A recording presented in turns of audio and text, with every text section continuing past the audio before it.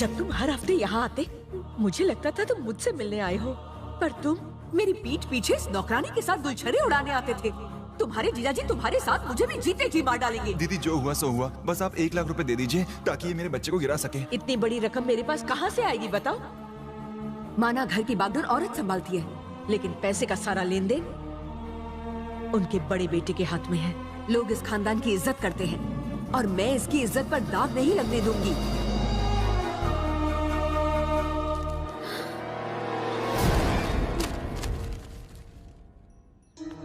इतना पैसा तेरे पास कहाँ से आया? चोरी चकारी करनी शुरू कर दिए? नहीं साहब। तो बता, इतना पैसा आखिर तुझे किसने दिया? मैं तुझसे कुछ पूछ रहा हूँ। पैसे मैंने दिए थे पिताजी। क्यों दिए? अबॉर्शन कराने के लिए पिताजी। ए, तू क्या खड़ी खड़ी सुन रही है? पैसे उठाओ, निकल यहाँ से।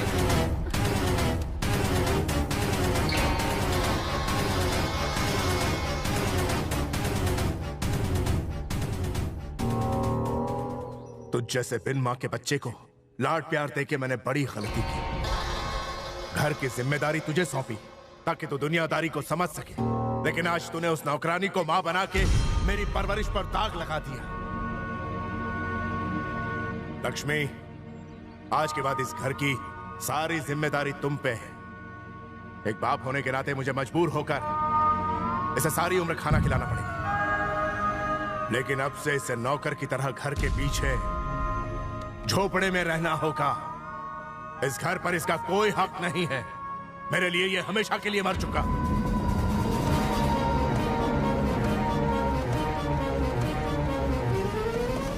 दीदी, सांप भी मर गया और लाठी भी नहीं टूटी। मेरे बेटे को नीचे उतारो। दीदी उतारो। आज के बाद अगर इस घर में आए या मुझे अपनी मनहूस शक्ल दिखाई तो तुम्हें जिंदा नहीं छोड़ूंगी। निकल जाओ यहाँ से। अगर ये बात मेरे पति को पता चल जाती तो वो मेरे भाई की जान ले लेते। मेरे भाई की गलती की सजा उस बेचारे ने अपने सर पर ले ली और आज उसके पिता उसके लिए पराये बन गए।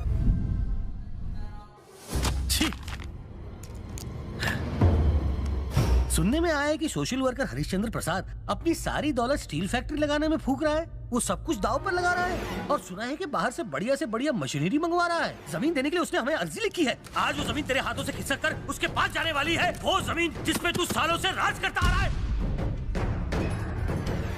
वो लोगों की मदद करने की नियत से राजनीति में उतर रहा है। अगर वो जीत गया ना तो तेरा दबदबा खत्म और मेरी कुर्सी हमेशा के लिए छिन जाएगी। उसे आज की राजनीति की रत्ती भर भी समझ नहीं है। वो नहीं जीतेगा। ऐसा तुझे लगता है? लोग उसे भगवान की तरह पूछते हैं। उसे हराना मुश्किल है। तो ठोक देते हैं उसे।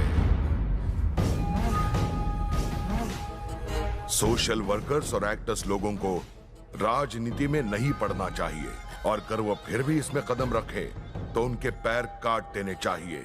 ऐसी दर्दनाक मौत दूंगा कि उसकी रूह तक कांप उठेगी।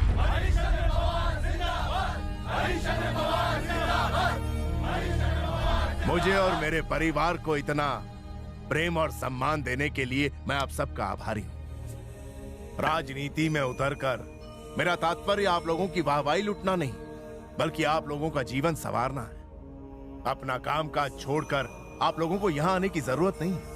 मैं खुद चलकर आपके पास आऊंगा। सर, मैं इस इलाके का इंस्पेक्टर हूँ, फिर भी आपको सिक्योरिटी नहीं दे सकता, मगर वक्त आने पर आपके लिए अपनी जान तक दे सकता हूँ। हमें पक्की खबर मिली है कि जब आप नॉमिनेशन भरने जाएंगे तब आप पर जानलेवा हमला किया जाएगा। जान लेना ऊपर वाले के हाथों में। ऊपर वाले ने हमें एक लक्ष्य के लिए भेजा है। वो लक्ष्य है सबको ताकतवर बनाना, ताकि आप और हम मिलकर अन्याय के खिलाफ आवाज उठा सकें।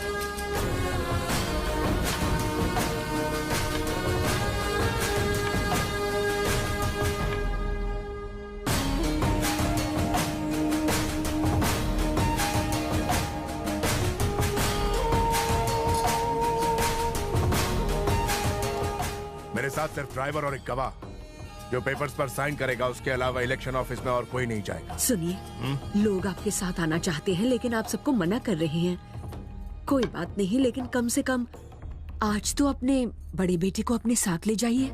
लक्ष्मी, मैं इस रिश्ते को सालों पहले खत्म कर चुका हूँ। ना वो मेरा बेटा है और ना ही मैं उसका बाप।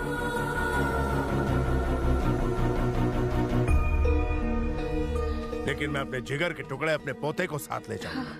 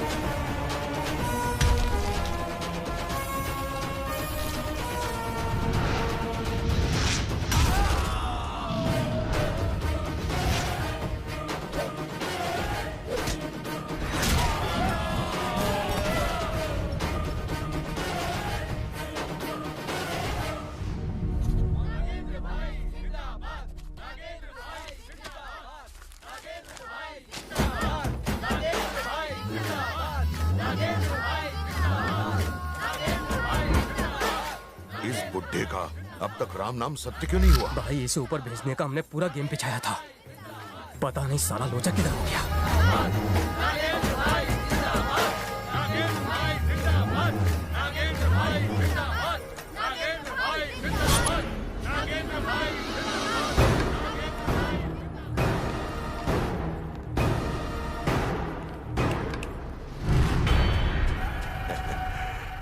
भीड़ से डर गया क्या? ये भ्रम है तुम्हारा। बुढ़ापे में तुझे सुनने के साथ साथ दिखाई भी कम देने लगा है क्या? तुझे क्या लगता है लोगों की भलाई की खातिर अपने पुरखों की सारी संपत्ति दान देकर तूने कोई बहुत बड़ा महान काम कर दिखाया है क्या? राजनीति कैसे करते हैं ये हम सिखाएंगे तुझे। बता रहे इसको। लोग भूखे हो तो अनाज फेंको, अगर होश हो तो उन्हें दारू पिलाओ और मजे करने दो। जब जी आए किसी के घर में रह लिए, सो लिए और ऐश कर लिए। और अगर कोई तुम्हें अपने इलाके से हटाने की कोशिश करे तो उसका पूरा खानदान साफ कर दो। ये होता है एक लीडर। तुम्हारी सोच गलत है। सरकारी ऑफिस में आया हूँ ना, इसलिए मैं अपने साथ कोई हथियार लेकर नहीं आया हूँ तेरे कहने पर, वरना आज यहीं इस बुड्ढे का सर काट के इसे बताते कि सच क्या है।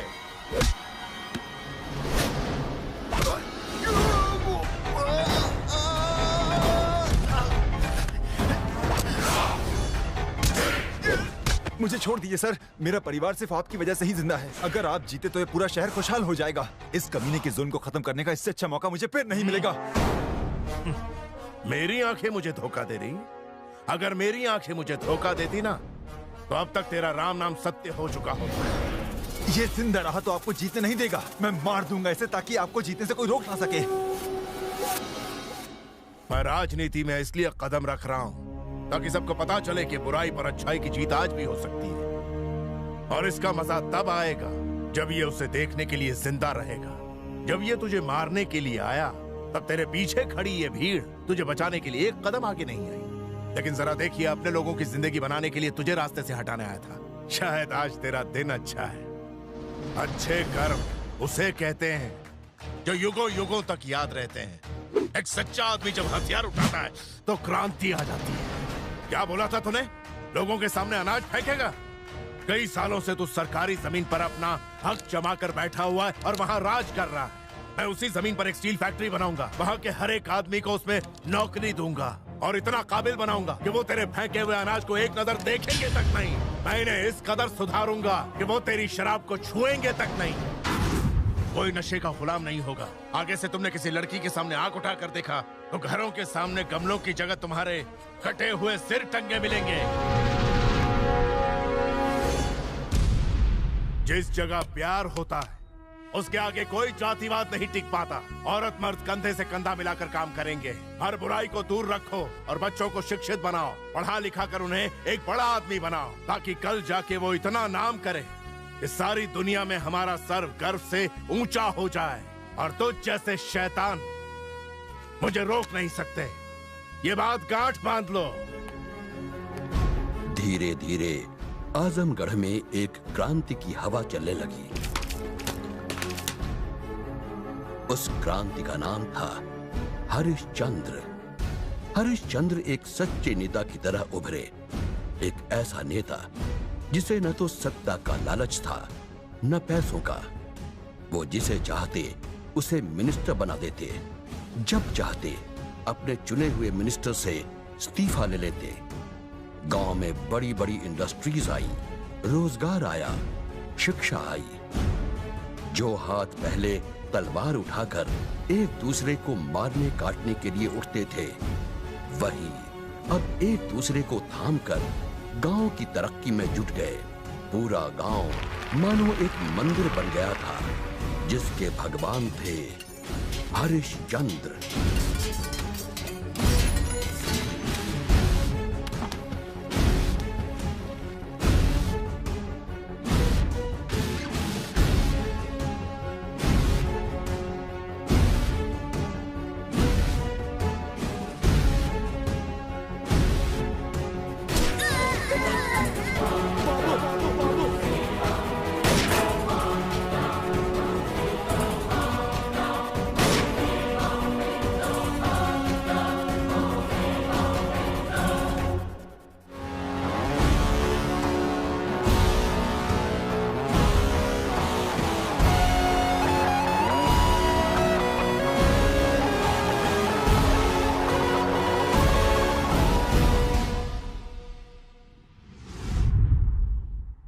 डॉक्टर, अर्जेंट केस है, ब्लीडिंग बहुत हो रही है। इसकी ड्रेसिंग कर दो। Okay sir. सर, ये मेडिसिन की लिस्ट है, बगल के मेडिकल शॉप से ले आइए, जल्दी कीजिए।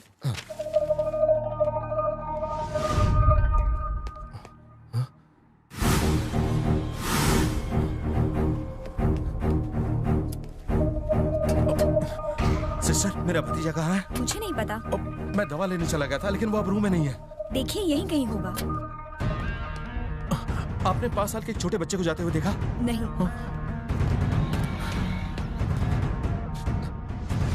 लोहा गर्म था और मैंने हथौड़ा मार दिया, जिंदगी भर का जख्म दे दिया।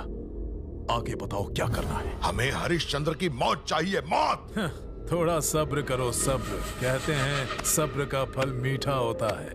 कौन है ये? रामकृष्ण प्रसाद का बेटा।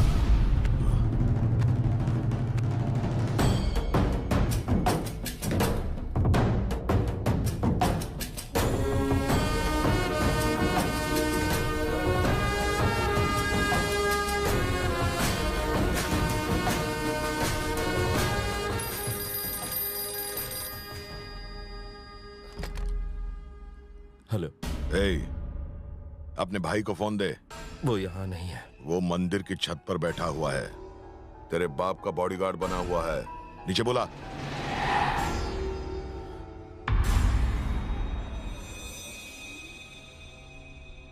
अरे जल्दी बुला। अगर देर कर दी तो तेरे भतीजे को हमेशा के लिए सुला दूंगा।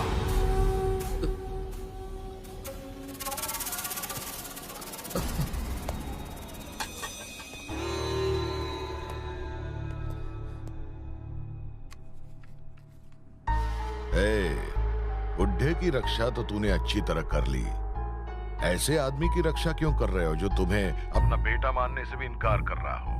जरा अपने बेटे के भविष्य के बारे में भी सोचो। मैंने पहले ही सोच रखा है। अच्छा, तो उसके पीछे से हट जा। भूल जा। तो अब तू तेरे बेटे को भूल जा। मैंने किडनैप किया है उसको। तुझे 60 साल का बुढ़ा जिंदा चाहिए या 5 साल का तेरा नन्हा बच्चा? जल्दी डिसाइड करना। लाखों लोगों की जिंदगी आज मेरे पिता के ऊपर टिकी हुई है। अगर इसके लिए मुझे अपने बेटे की बलि भी चढ़ानी पड़ी तो मैं पीछे नहीं हटूंगा। मार दो उसे।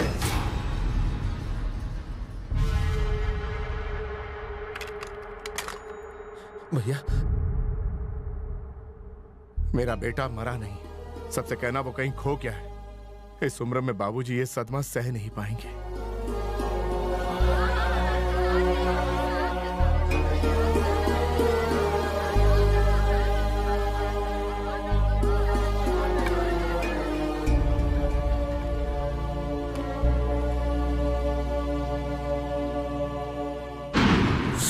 साल बाद मैं एक अनाथ हूं। आजा।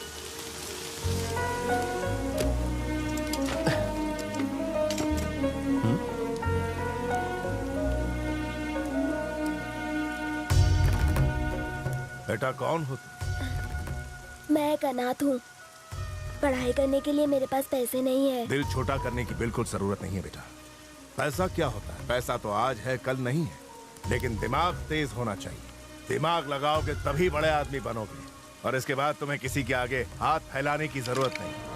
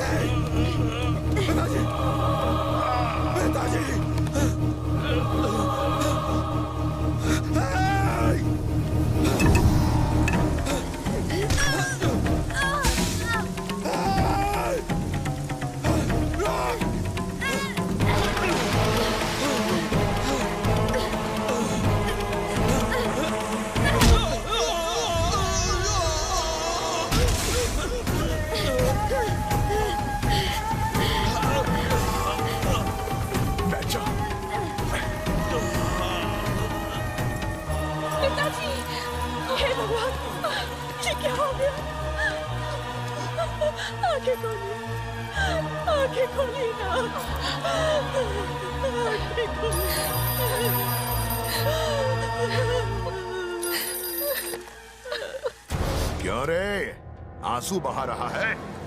सालों पहले अगर तेरा बाप मेरी जिंदगी बर्बाद करने के लिए राजनीति में नहीं उतरता तो आज तुझे ये दिन देखना नहीं पड़ता। अब मैं तुझे जो बताने वाला हूं उसे सुनकर तेरे होश उड़ जाएंगे। मैंने तेरे बाप को नहीं मारा, तेरे अपने खून से उसे मरवाया। अब तेरे इस कातिल बेटे के हाथों में तेरे पूरे परिवार को मरवाऊंगा। 20 साल बाद नागपुर सेंट्रल जेल।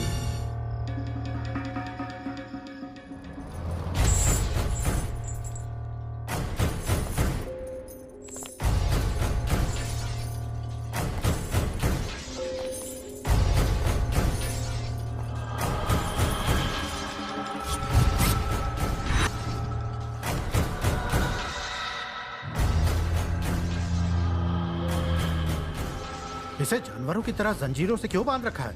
ये भी हमारी तरह इंसान है। चलो इसकी बेड़ियां खोलो। जंगली जानवर को बेड़ियों में ही जकड़ कर रखा जाना चाहिए सर। रूलिंग पार्टी के लीडर से बात कर रहे हो तुम? तुम्हारा ये डीजीपी भी पानी भरता है मेरे आगे। इसे खोलना है या सस्पेंड होना है? मुझे इससे पूछताछ करनी है। तुम सब यहां से जा सकते हो। तुमने रामकृष्ण प्रसाद को मारने की कोशिश की, जो कि आजमगढ़ के आसपास की 11 कॉन्स्टिट्यूएंसीज पर राज करता है। तुमने 11 बार जेल से भागने की नाकाम कोशिश की। अब आज तुम्हें उसे मारने का मौका मिल रहा है। हम और हमारा पूरा सिस्टम तुम्हारे साथ है। उसे मारने पर तुम्हारा बदला पूरा हो जाएगा और हमारी पार्टी 11 कॉन्स्टिट्यूएंसीज पर जीत जाएगी और अगली सरकार फिर से हमारी बनेगी। उसको मारने के बाद तू मेरा एनकाउंटर करवा देगा और मीडिया बुला के ये पब्लिसिटी करवाएगा कि तुमने रामकृष्ण प्रसाद के कातिल को 24 घंटे के अंदर एनकाउंटर में ढेर कर दिया और अगला इलेक्शन जीत जाएगा। क्यों, यही प्लान है ना? नागेंद्र, डीजीपी ने तो कुछ इसी तरह का प्लान बनाया था। लेकिन मैं तुमसे एक वादा करता हूं, जैसे ही हमारी यहां नई सरकार बन जाएगी, हम मर्सी पिटिशन का सहारा लेकर तुम्हें इन बेड़ियों से आजाद करवा देंगे और हम तुम्हें बना देंगे आजमगढ़ का बेताज बादशाह।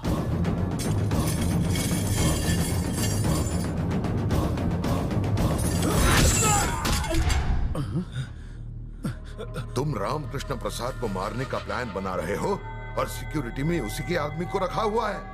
यही है तुम्हारा सिस्टम?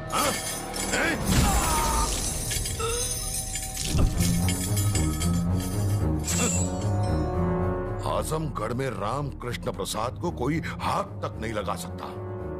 दफा हो जाओ।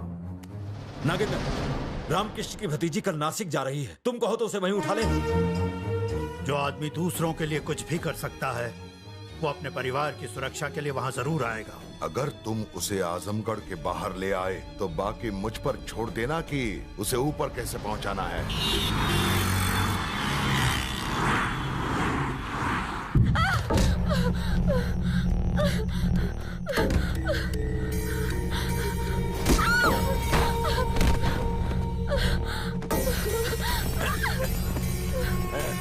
और कितना भागेगी जाने मन?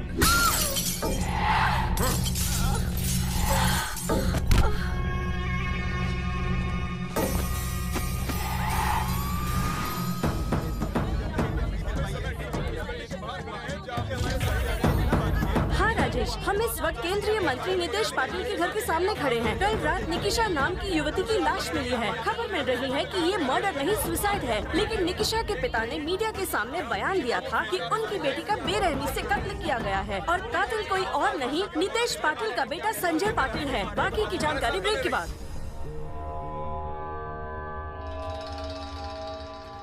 ये कौन है?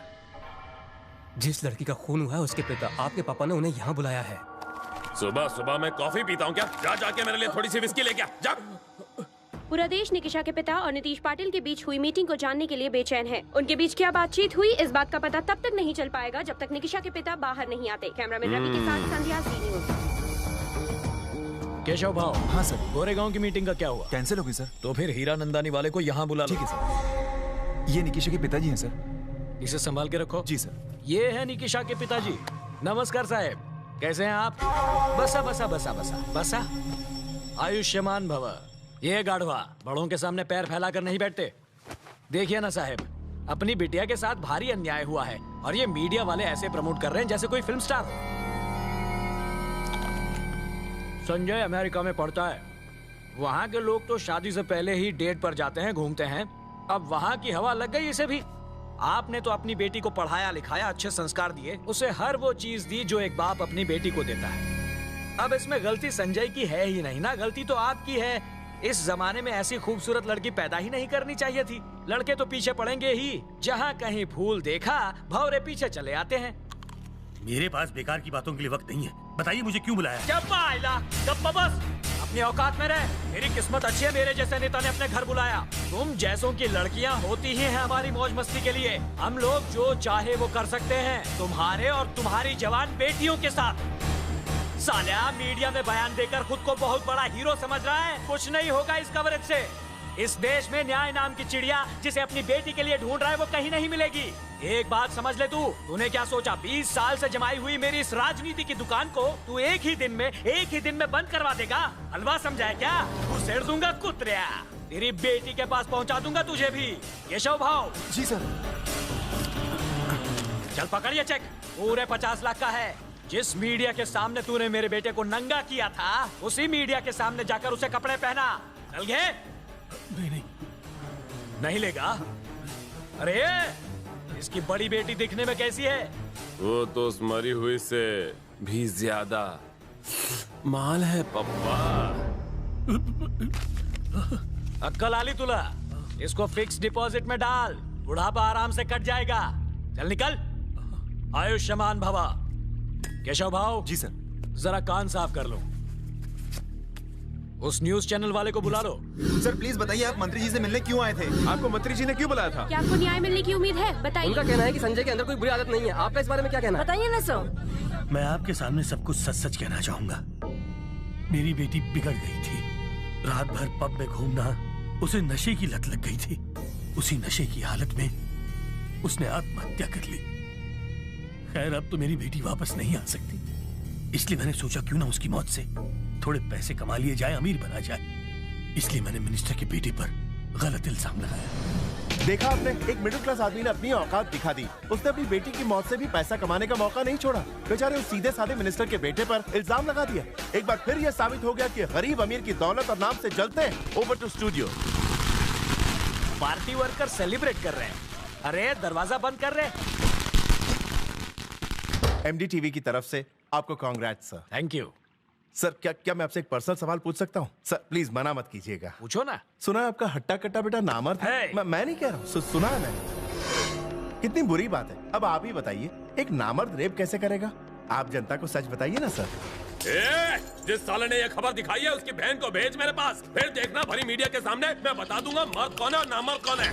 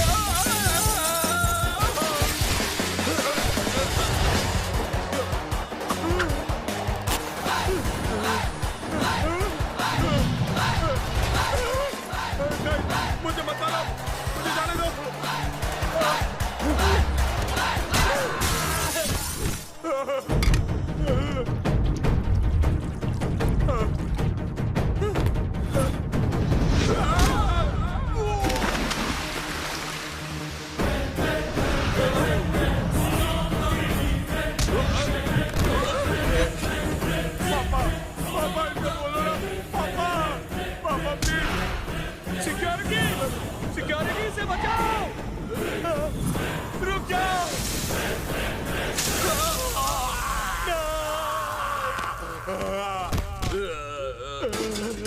की काली करतूतों को ढकने के लिए तूने कईयों के मुंह बंद किए।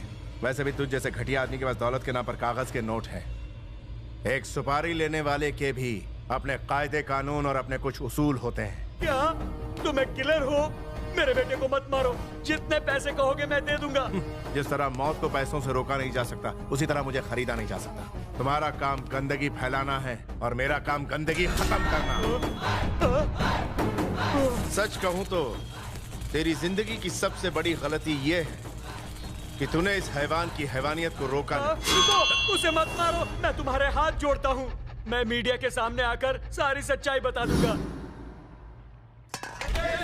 सभी लोग सुनो। हेलो, मिनिस्टर साहब अपना बयान देने वाले हैं। ये केबल और कैमरे से कनेक्ट करो। महाराष्ट्राच्या जनतेला माझा नमस्कार। मेरे बेटे संजय पाटिल ने निर्दोष निकिशा का रेप करके उसकी हत्या की थी। निकिशा के पिताजी को बुलाकर उन्हें डरा धमकाकर मीडिया के सामने गलत बयान देने पर मैंने मजबूर किया था, लेकिन अब मेरी आंखें खुल गई हैं। मेरे बेटे ने जो अपराध किया है उसमें उसका साथ दिया, इसलिए मैं भी अपराधी हूँ। मैंने इस अपराध के लिए खुद को सजा दी है। इतना ही नहीं, मैंने अपने बेटे को भी सजा दी है।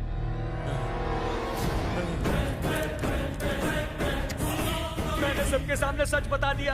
अब मेरे बेटे को छोड़ दो। नहीं, मेरे बेटे को मत मारना। मैं तुम्हारे हाथ जोड़ता हूँ, इसे छोड़ दो। जिंदगी, मौत और मेरा फैसला ये कभी नहीं टलते। No second option. सुनिए, मैं आपका एहसानमंद रहूंगा। आपने मेरा बदला पूरा किया, ये आप रख लीजिए। न्याय और किट्टू की कोई कीमत नहीं लगा सकता। ना मैं बिकाऊ हूं और ना ही मेरा ईमान। उस मिनिस्टर ने एक पिता को ठेस पहुंचाई और एक भाई ने एक बहन का बदला लिया। मेरे लिए बस यही काफी है। इस पैसे से अपनी बड़ी बेटी की शादी धूमधाम से करना। पर इसे आप ही रख लीजिए।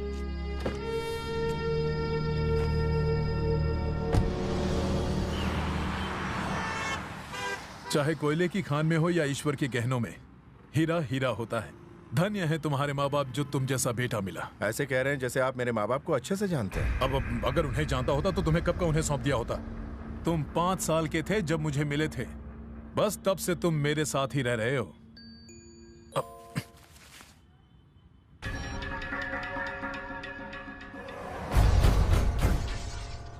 रामकृष्ण प्रसाद को मारने का वक्त आ गया।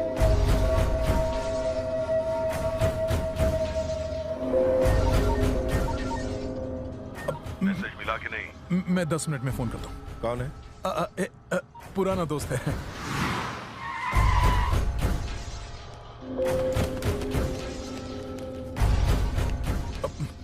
भाई, अब जेल से बाहर कब आए? वो सब छोड़ दे, प्लान पल्ले पड़ गया ना? हाँ भाई, लेकिन किसी की भी सुपारी लेने से पहले वो चेक करता है कि मरने वाला इंसान अच्छा है या फिर बुरा है। अगर उसे पता चलेगा कि अगली सुपारी वो अपने बाप को मारने के लिए रहा है, तो वो हमारे खिलाफ होकर हमारा ही काम हमेशा के लिए तमाम कर देगा। इस काम के लिए वो सही नहीं रहेगा भाई। ये काम किसी और से करवाते हैं।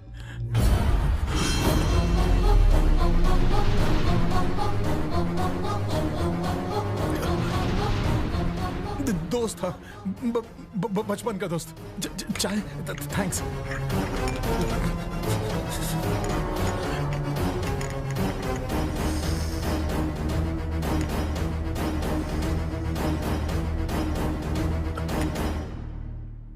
जानता हूं मेरी बात सुनने के बाद तुम्हारे दिल में बहुत सारे सवाल उठने लगे होंगे। एक बड़े घराने के संस्कारी बच्चे को मैंने एक हत्यारा बना दिया।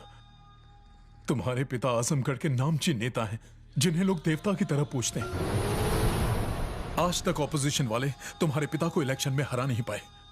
हराना तो दूर, उनके आसपास भी नहीं भटक सके। इसीलिए वो उन्हें मारने का प्लान बना रहे हैं। इस फोन में उसकी सारी जानकारी है।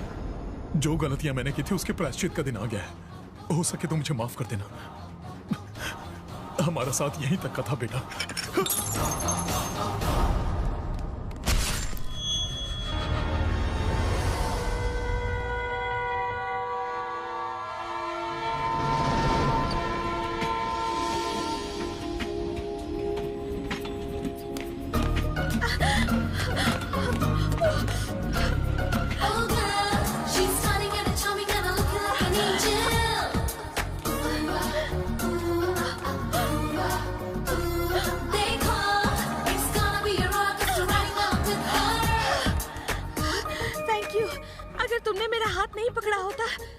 ट्रेन मिस हो जाती है। अगर मैंने तुम्हारा हाथ नहीं पकड़ा होता तो मैं तुम्हें मिस कर देता।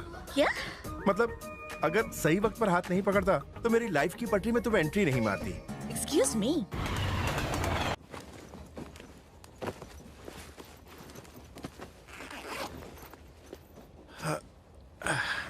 तुम मेरी कैबिन में क्यों आ गए? तुम्हारी? मगर पहले तो ये कैबिन रेलवे की थी। देखो, ज्यादा स्मार्ट बनने की कोशिश मत करो। कोशिश क्या करना, मैं तो पैदा ही स्मार्ट हुआ हूँ। इससे अच्छा तो मैं जनरल डिब्बे में चली जाती। मुझे लगा तुम स्पेशल क्लास की हो, मगर तुम तो जनरल कंपार्टमेंट की निकली। तुम क्या मुझे चालू टाइप समझते हो? वैसे शक्ल से नहीं लगती। तुम्हें मेरे बारे में पता नहीं है। मेरा सैंडल नंबर है 10, जूती नंबर 9, थप्पड़ का नंबर 5 और घूसा फ्री में है इनके साथ। अब तुम्हें समझ में आ गया ना सब कुछ? तुमने अपना मोबाइल नंबर नहीं बताया।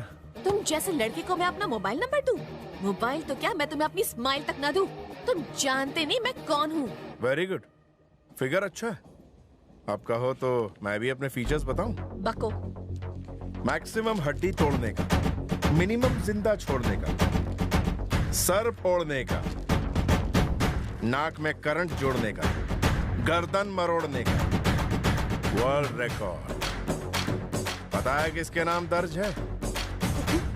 वो महान आत्मा तुम्हारे सामने बैठी है। शायद कमेंट्री में तुम्हें मजा नहीं आया, मैं तुम्हें हाइलाइट्स दिखाता हूं।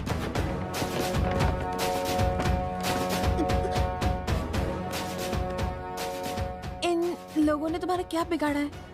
ये हीर रांझे की औलाद मजनू गैंग है। आशिकी में डिप्लोमा करने के बाद कॉलेज जाने वाली लड़कियों पर प्रैक्टिकल कर रहे थे। जब मैंने उन्हें मना किया तो मुझे शेर सुनाने लगे।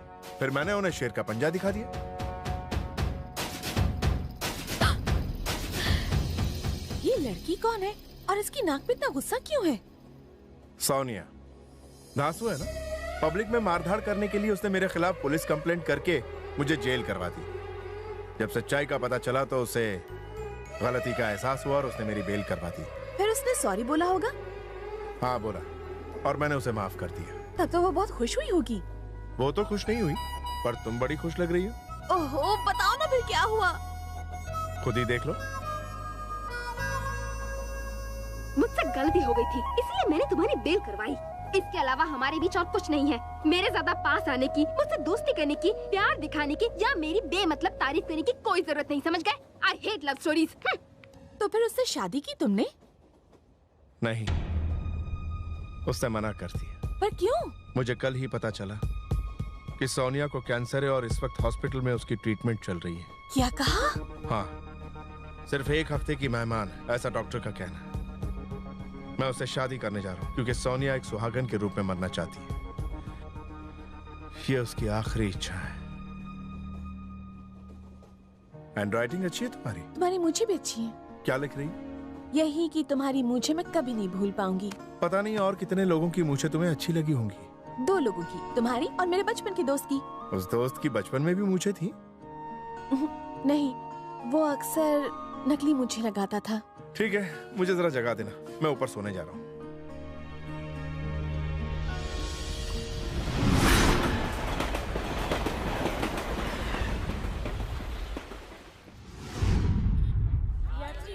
अरे सुनो, हेलो, एक्सक्यूज मी, मेरी एक छोटी सी रिक्वेस्ट है। हाँ बोलो ना।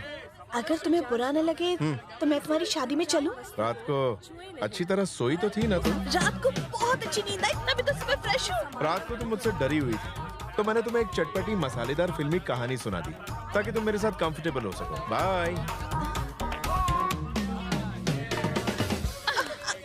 हाँ, 1 मिनट।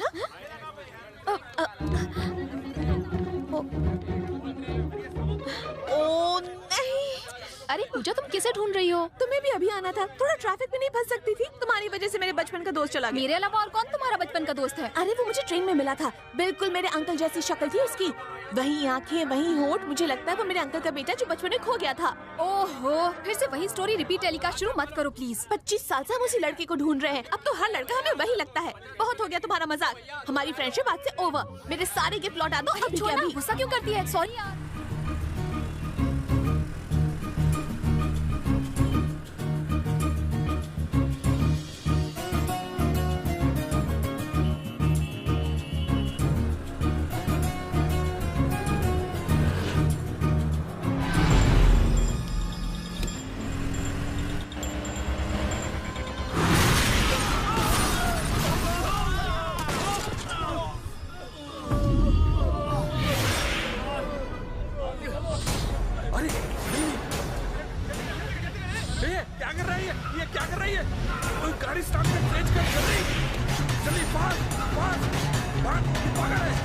ये मार देगा। जल्दी जल्दी भाग, जल्दी जल्दी।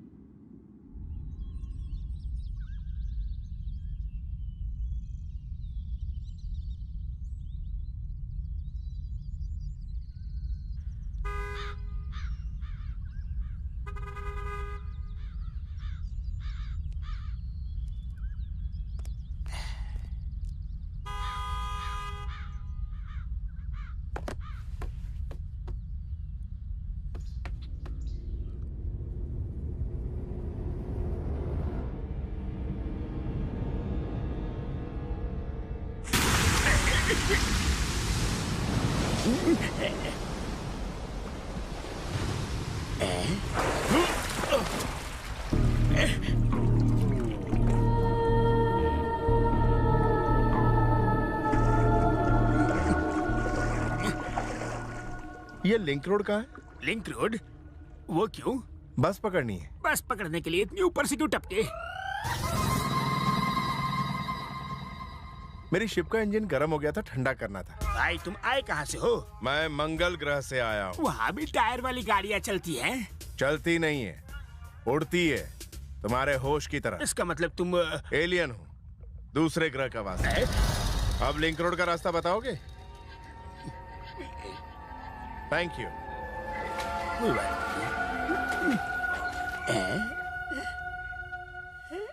लोग कहते हैं दुनिया में एक शक्ल के 7 इंसान होते हैं। वही लड़का तुम्हारे अंकल का बेटा है, ये कैसे पता चलेगा? मैं तुम्हें बताती हूँ कैसे पता चलेगा। मेरे दादाजी अपने इलाके के दबंग थे। जितना उनका नाम था उतने उनके दुश्मन भी। जब मेरा दोस्त 5 साल का था तो मेरे दादाजी के साथ एक कैंपेन में गया था और दादाजी का दुश्मन उनका पीछा कर रहा था और उसने उन पर गोली चला दी। गोली इस बच्चे को लग गई। लकीली वो बच तो गया, मगर गोली ऐसी जगह लगी है कि न वो दिखा सकता न बता सकता है। मगर उसे गोली लगी कहाँ थी? एग्जैक्टली यहाँ। बड़ी गलत जगह लगी गोली। हम वहाँ देखेंगे कैसे? अगर ये लड़का वही है तो निशान भी होगा। पहले उसे ढूंढो, फिर निशान ढूंढेंगे। किससे मिलना है? आपने मुझे पहचाना नहीं? मैं बॉबी। बॉबी? कौन बॉबी? आपकी बेटी का क्लासमेट बॉबी। बॉबी? तुम हो? करुणा, पूजा, देखो कौन आया है।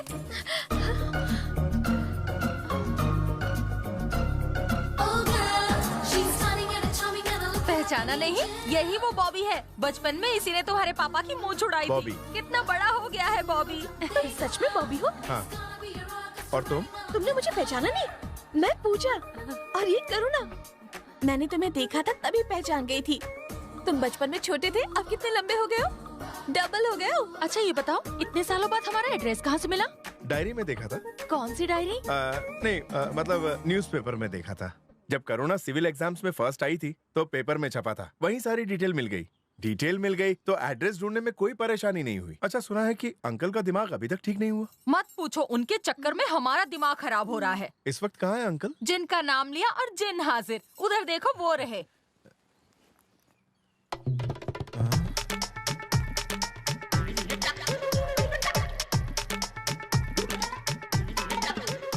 अरे ऐसे दूर से क्या घूर रहे हो? कभी आदमी नहीं देखा?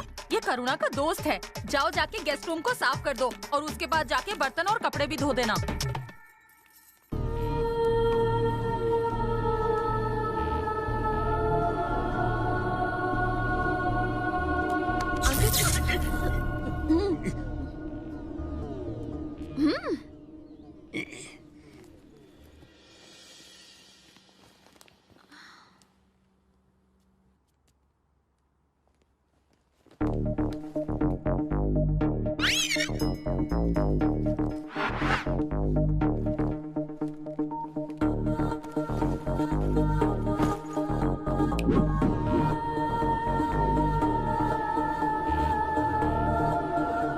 तुम्हारे दिमाग में एक सवाल घूम रहा है जो तुम्हें परेशान कर रहा है, क्यों? तुम्हें कैसे पता चला? डॉक्टरेट किया है in face reading from minded university. Prithvi वाले गूगल सर्च में सर्च करते हैं और हम सर्च में रिसर्च करते हैं। अच्छा, तो मेरे दिमाग में कौन सा सवाल घूम रहा है? सिर्फ सवाल नहीं, तुम्हारा दिमाग भी घूम रहा है कि एक एलियन मेरे जैसे गधे की बेटी का दोस्त कैसे हो सकता है। सही कहा ना? एक्चुअली महंगाई बहुत बढ़ गई है। महंगाई मंगल ग्रह तक पहुंच गई? उससे भी ऊपर पहुंच गई है। हमारे यहाँ इतनी महंगाई बढ़ गई कि हवा के भी पैसे देने पड़ते हैं, वो भी सर्विस टैक्स के साथ। कितनी कीमत चुकानी पड़ती है? इतनी कि 2 IPL टीम खरीद ले। यहाँ पृथ्वी पर सब कुछ सस्ता है, इसलिए पापा ने मेरा सेंट मैरी में एडमिशन करा दिया। वहीं करुणा से मेरी दोस्ती हो गई। क्या उसे पता है कि तुम एलियन हो? अगर बता दूंगा तो वो मेरे साथ उड़ जाएगी। आप भी मत बताना। तो तुम हॉस्टल में रहते थे? नहीं, मैं मंगल ग्रह से शिप में अप डाउन करता था। तब तो तुम्हें अपनी शिप पार्किंग करने में हर रोज फाइन लगता होगा। नहीं, आपने मेरी लैंडिंग देखी थी ना? मैं अपनी शिप पानी में फ्री पार्क करता था। पानी में लैंड करने से किताबें गीली हो जाती होंगी? वाटरप्रूफ थी। लेकिन तुम तो गीले हो गए थे। हाँ, मेरी बैटरी थोड़ी लो हो गई। मेरे इंजन में पानी घुस गया, बाहर जाइए। पानी घुस गया है तो मैं बाहर क्यों निकलूं? मेरे अल्ट्रावायलेट रेज इतने पावरफुल है कि अगर वो तुम पर पड़ गए तो तुम अंधे, बहरे और लूले हो जाओगे और बाकी तरह रिवर्स गियर में जाकर तुम डेड फुटी हो जाओगे। अंकल, आपका मुंह क्यों खुल गया? अब मैं क्या बताऊं? मुंह खुल गया और मेरी आंख भी खुल गई। कुछ और खुल जाए इससे पहले मुझे खुली हवा में जाने दो।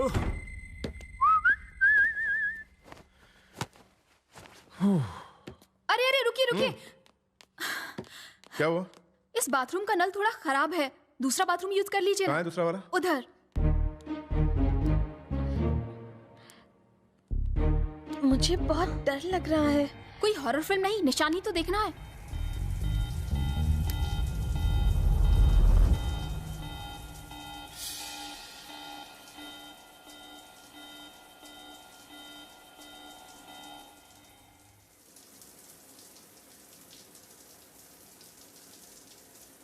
पूजा, ए पूजा, दरवाजा खोल यार। अरे ये क्या हाल बना रखा है? निशान देखा कि नहीं? नहीं देखा। अरे निशान नहीं देखा तो और क्या देखा? अक्सर लोग शावर की तरफ मुंह करके नहाते हैं ना, वो भी दरवाजे की तरफ मुंह करके नहा रहा था।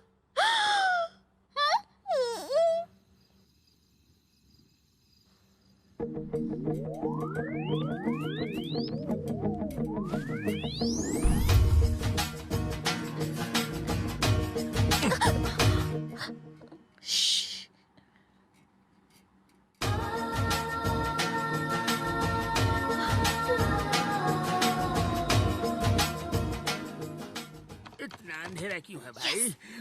सही बात बन जाएगी। अपनी आंखें तो खोली नहीं। अरे पूजा, डैडी आ रहे हैं, चल भाग यहाँ से।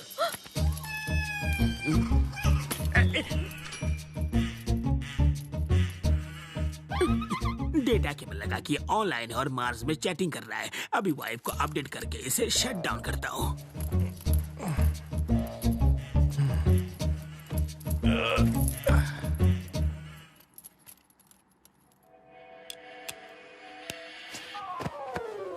क्या उल्लू की तरह जाग रहे हो? तुम्हें राज की बात बताता हूँ। ये देखो केबल, इसे लगाकर ये मार्स की लड़कियों से चैटिंग कर रहा है। इसे कान में लगा के खुद आंखों देखा हाल सुन लो। समझ में तो नहीं आएगा मगर पता चल जाएगा।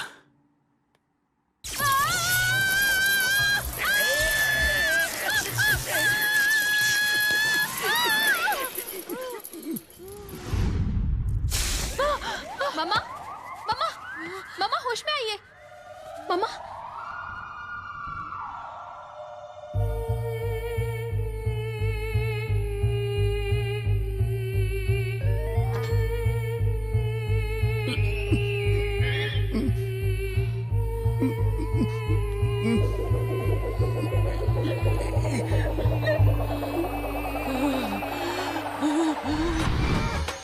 तुम्हारा दिमाग है कि चाइना का माल? हमेशा खराब होता रहता है।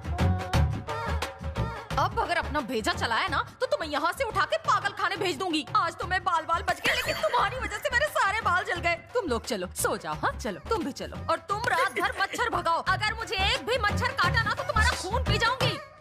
मैंने केबल छुआ तो मुझे कुछ नहीं हुआ। बीबी ने छुआ तो उसे 440 वोल्ट का झटका क्यों लगा? मार्स में उस वक्त लोड शेडिंग थी। Good night. मार्स पे भी लोड शेडिंग होती है।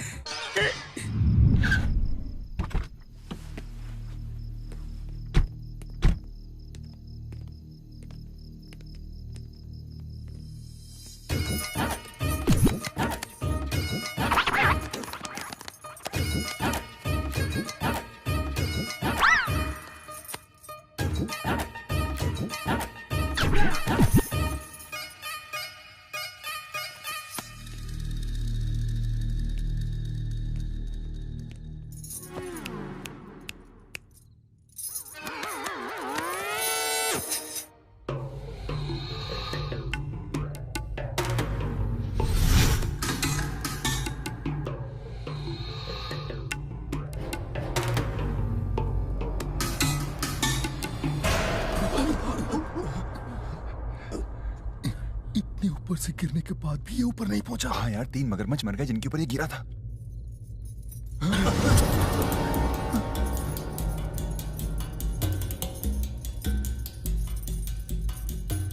उसे देखकर नानी याद आ गई ना। पता है तुम्हें वो कौन है? कौन है वो? एलियन। एलियन? मुझे तो यही एलियन लग रहा है भाई। अच्छा ठीक है, मैं तो एलियन हूँ, लेकिन आप लोग कौन हो भाई? Fantastic four.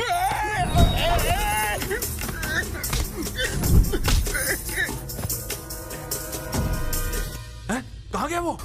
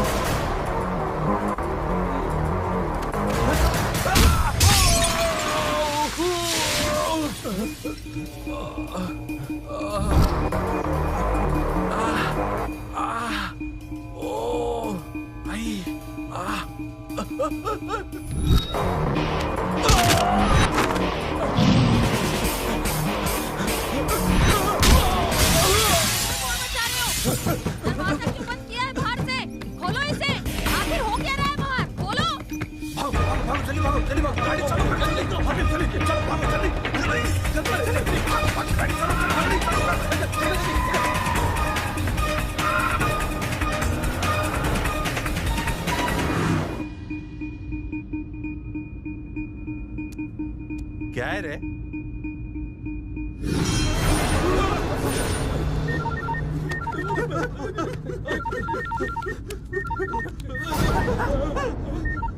जुबे, काम खत्म हुआ कि नहीं? इतनी क्या जल्दी?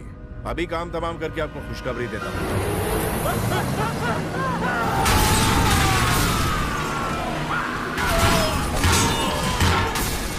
ये आवाज कैसी थी? ये आवाज तेरी तबाही का आगाज है। कौन है तू? वही जो तेरी मौत का कारण बनने वाला है, या यूं समझ ले कि वही जो तेरी मौत बन के आया। जिसे भेजना है भेज दे, चाहे तो खुद आ जा। मैं तेरी वो हालत करूंगा, तेरी साथ कुछ से देख के हिल जाएंगी, थर-थर कांपने लगेंगी। लड़की को किडनैप कर लिया? नहीं, हम तीनों के अलावा कोई चौथा भी हमारे प्लान के बारे में जानता है, और मैं अच्छे से जानता हूँ वो चौथा शख्स कौन है। इस बार तो उसने लड़की को बचा लिया, लेकिन वो हमारा प्लान किसी को नहीं बता पाएगा। मुझे जेल से निकालने का बंदोबस्त करो, जल्दी। रामकृष्ण प्रसाद के बाप के मरने की बरसी है। अगर हम उसमें शरीक हुए तो लोगों के दिल में हमारे लिए इज्जत बढ़ जाएगी, और अगर उस दौरान वो मर गया तो कोई हम पर शक नहीं करेगा। मैं तो तुम्हारे पागलपन से तंग आ गई हूँ। क्या तोड़-फोड़ मचा रहे हो? दरवाजा क्यों बंद किया है बाहर से? खोलो इसे। क्या चल रहा है? दरवाजा खोलो, खोलो। आखिर हो क्या रहा है बाहर?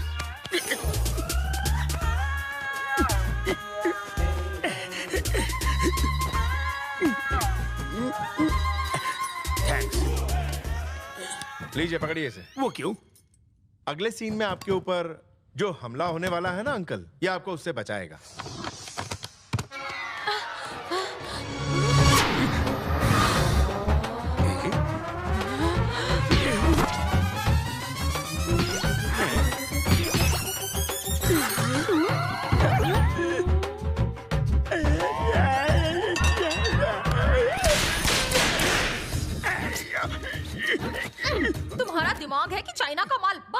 खराब हो जाता है। तुम्हारा तो रिप्लेसमेंट भी नहीं हो सकता। तो ऑनलाइन शॉपिंग में बेच दो ना, उसमें तो ऐसे डिफेक्टिव पीस भी बिक जाते हैं। इनको जो खरीदेगा उसे मेंटेनेंस का खर्चा भी देना पड़ेगा। पास में एक योगाश्रम है, वहाँ अंकल की अकल ठिकाने आ जाए। अकल को ठिकाने लगाओ या अंकल को, पर जल्दी कुछ करो।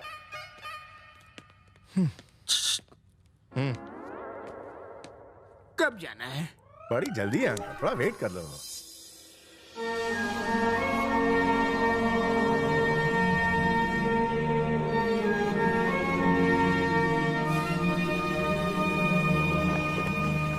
मंगल ग्रह के एलियंस यहाँ इंडिया में आ चुके हैं। टूरिस्ट के तौर पर आए हैं या सेटल होने? अगर सेटल होने आए हैं तो ज्यादा दिन टिक नहीं पाएंगे, 1 BHK खरीद नहीं पाएंगे, मंथली रेंट वो दे नहीं पाएंगे और करप्शन में सांस ले नहीं पाएंगे। स्वामी जी आप यही तो मार खा गए। बिना राशन कार्ड के अच्छे अच्छे सेटल हो गए, घूस देकर ये भी घुस जाएंगे। उनकी करेंसी तो डॉलर से भी बहुत महंगी है ना स्वामी जी? सच कहा बालक, अगर हमारे आयुर्वेदिक बिजनेस में वो पार्टनर बन जाए तो लाइफ सेट हो जाएगी। दूसरे बाबा की तरह आप भी मुझे फ्रॉड लग रहे हैं। अपना मुंह बंद रखो, कहीं भी बकबक शुरू कर देते हो। ये जो तुम्हारा भेजा है ना, इसमें सिर्फ भूसा भरा हुआ है।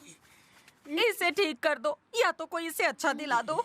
तुम टेंशन मत लो बेटी, ये योगा से ठीक हो जाएगा। योगा करना है स्वामी जी, पहले क्यों नहीं बताया? मुझे तो लगा था कि आप झटके देंगे। जैसा योगा करना है करूँगा, मगर सच्चाई यही है कि ये एलियन है। योगा करना है ना? चलो। उधर बाहर कहाँ जा रहे हो? इसके अंदर जाना है। इसके अंदर मैं कैसे घुस सकता हूँ स्वामी जी? आप लोग इन्हें घुसाकर बताइए कि कैसे घुसते हैं। घुसा तो आप ऐसे रहे हो स्वामी जी, जैसे मैं कि घूस का पैसा हूँ। घुस जाओ। अगर इस डब्बे में घुसा तो मुरब्बा बन जाएगा मेरा। तुम कुछ क्यों नहीं बोलते? मुझे मुरब्बा पसंद है। अरे इसे जल्दी अंदर डालो, अगर ये इतना बोलेगा तो हमें भी डब्बे में जाना पड़ेगा। अरे ऐसा मत करो, मैं कोई बोलता हूँ क्या? भगवान के लिए छोड़ दो। अरे टेंशन लेने की कोई आवश्यकता नहीं है, कुछ देर में ये ठंडा हो जाएगा, मगर अंडा नहीं देगा।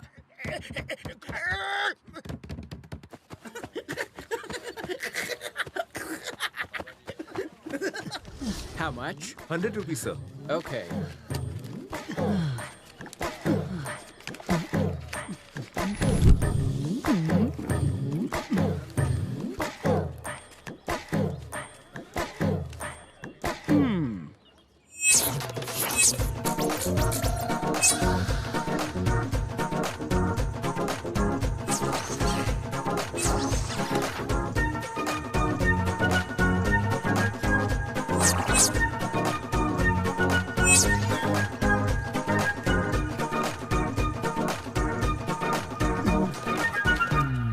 Thanks madam.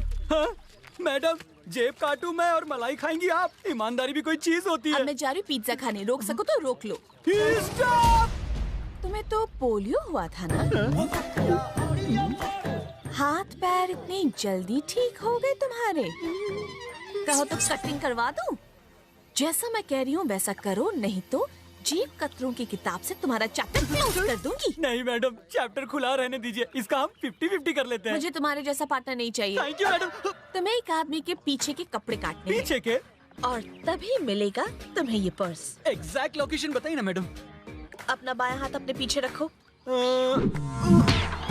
हाँ, बचपन से ही ऐसी ही अभी बिगड़ी है।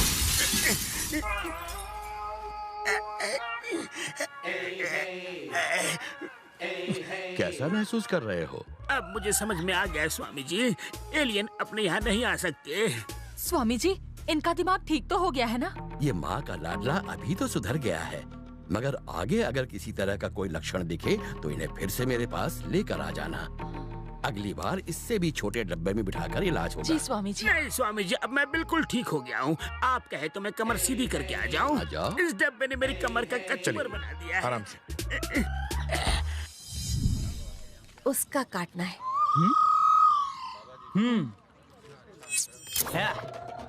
देखो अब मेरे ब्लेड की धार और मेरी कटिंग की रफ्तार।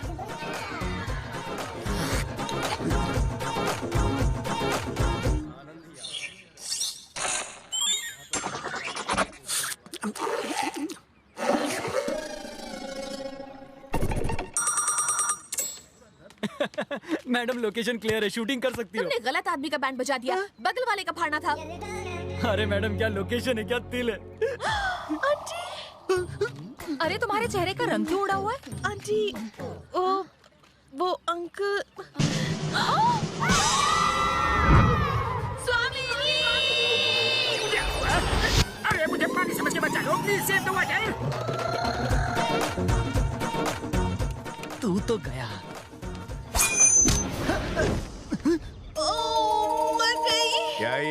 चश्मा उतार के देख, ब्लेड है। किस काम में आता है ये? बेटा इसे छोटा मत समझ, ये ऑलराउंडर चीज है। ये शेविंग के साथ साथ अर्निंग के भी काम आती है। इसके और क्या क्या टैलेंट है? तू क्या टैलेंट हंट कर रहा है? बच्चा, ये ब्लेड ब्लड निकाल देगा।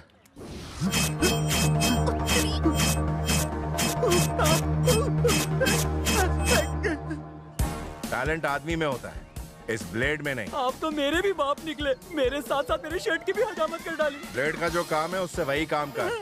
जा सलून खोल, शेविंग के साथ सेविंग भी कर। ठीक से समझ गया ना?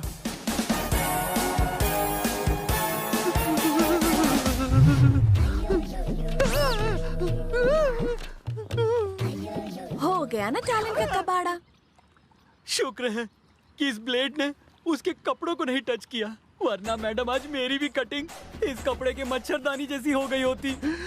गया तो था वन पीस बनकर और लौटा हूँ कट पीस बनकर। आज का दिन ही खराब है। एक पर्स मारा था, वो भी आपने मार लिया। क्यों ना हम उसका 50-50 करके निकल ले। सॉरी, तुम जैसे जेब कतरों की वजह से ही हमारे देश का नाम दुनिया भर में बदनाम है। मैंने वो पर्स उस फॉरेनर को लौटा दिया। Incredible India. जय हिंद।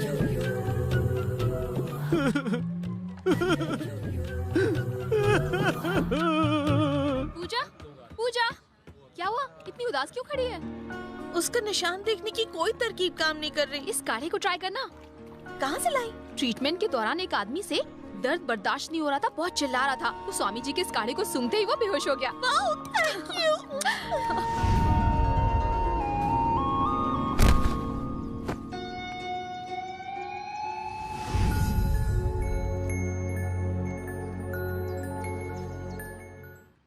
यकीन हो गया ना वो मेरे अंकल का ही बेटा है? 200%। पूजा, हाँ?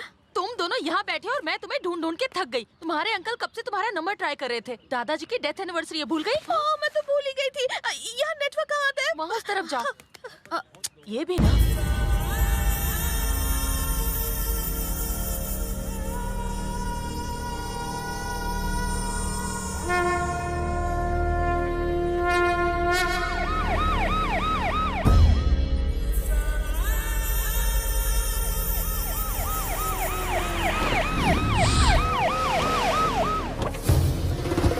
ये हमारे देवता स्वरूप नेता की पुण्यतिथि है। जैसे शैतान हमें यहाँ नहीं चाहिए। चले जाओ यहाँ से। सूरत लेकर यहाँ से निकल जाओ।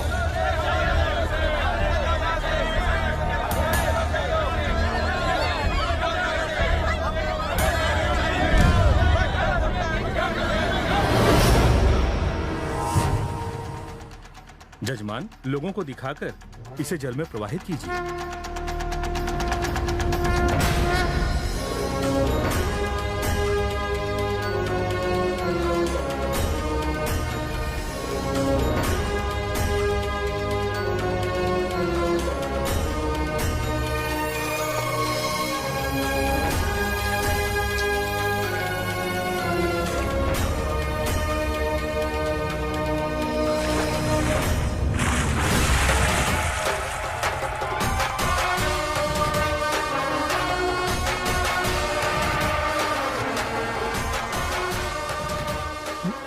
मुझसे नहीं होगा। तुम ही बताओ कि हम लोग क्यों आए हैं यहाँ। वो मेरी बात नहीं मानेंगे, आप ही बात कीजिए। मैं आपको ऐसी खुशखबरी सुनाने आया हूँ जिससे आप और यहाँ सारे लोग खुशी के मारे पागल हो जाएंगे और मैं धन्य हो जाऊंगा। आपके पिता हरिश्चंद्र प्रसाद जी ने हर भेदभाव को मिटा दिया, हर घर में रोजगार दिया और एक ऐसे महान इंसान बन गए जिन्हें पूरे आजमगढ़ में देवता की तरह पूजते हैं। आज से ठीक 20 साल पहले उनका स्वर्गवास हुआ था। उन्हें यहाँ के लोगों के दिल और दिमाग में हमेशा के लिए अमर बनाने के लिए यहाँ से थोड़ी दूर जौनपुर में 10 एकड़ की जमीन पर मेरी सरकार ने उनकी 72 फीट ऊंची मूर्ति बनाने का फैसला किया है। वो हमारे भी पूजनीय है, बस आप हाँ कर दीजिए।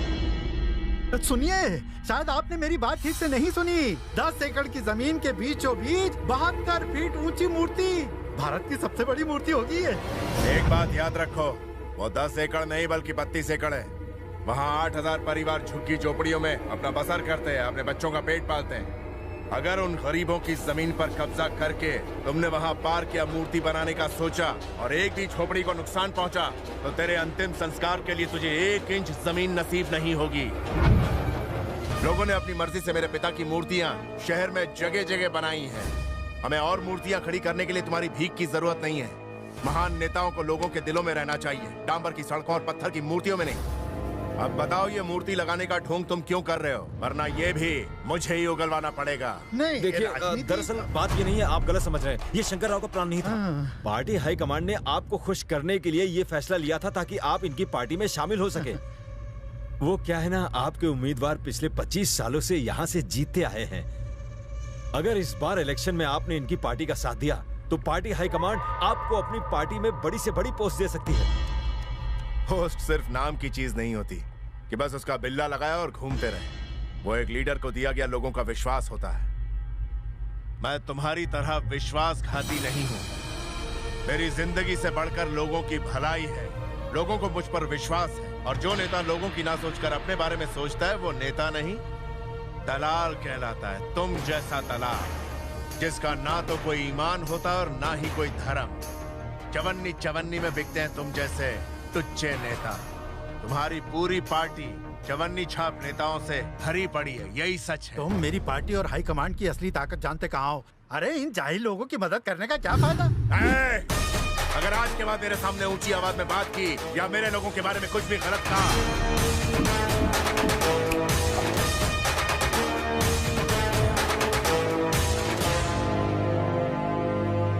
भैया भैया आपके लिए फोन। बोलो। कौन बोल रहा है? मुझे इतनी जल्दी भूल गया या याददाश्त कमजोर पड़ चुकी है? तेरा बुरा वक्त अब शुरू होता है। तेरे परिवार से किसी आदमी को नहीं बख्शूंगा। तेरी भतीजी मेरे कब्जे में है। देख कैसी इज्जत की धज्जियां उड़ाता हूँ उसकी। बचा सकता है तो उसे बचा ले, लेकिन इसके लिए तुझे गोरखपुर अकेले आना होगा। मैं तुझे वहीं मिलूंगा।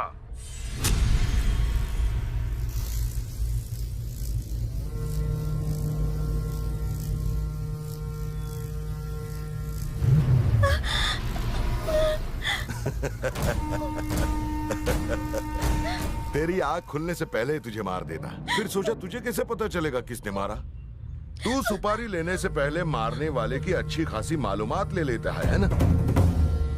और मैं मारने से पहले मरने वाले को अपनी पूरी मालूमात देता हूँ, फिर मारता हूँ, समझे? अपना स्टाइल। तूने उसको 2 बार मरने से बचा लिया, अब बचा के दिखा। तू आजमगढ़ के टाइगर का बेटा है, कहीं तू चूहा तो नहीं है ना?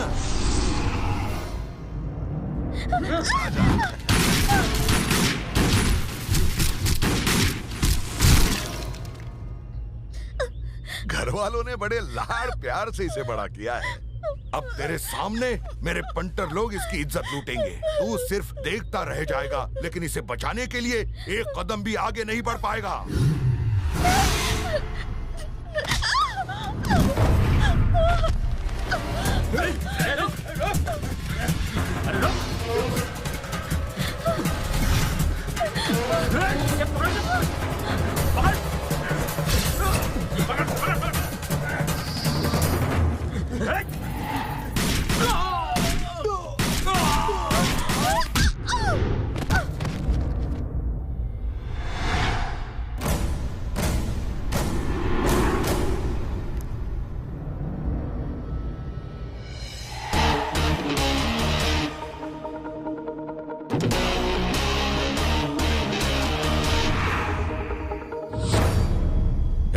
गोली से छलनी कर दो।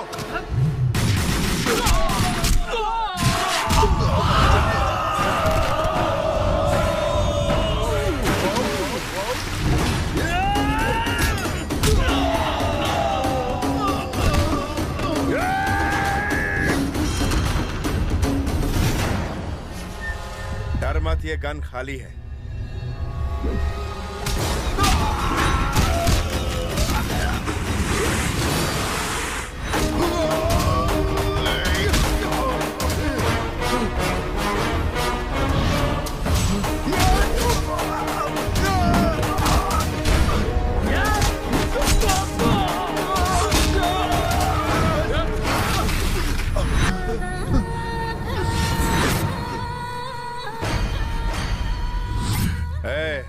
खंजर खिसका तो तेरी जिंदगी खिसक जाएगी। तुझे इतनी आसान मौत नहीं दूंगा मैं, तुझे ऐसी मौत दूंगा कि मौत भी खौफ खाएगी।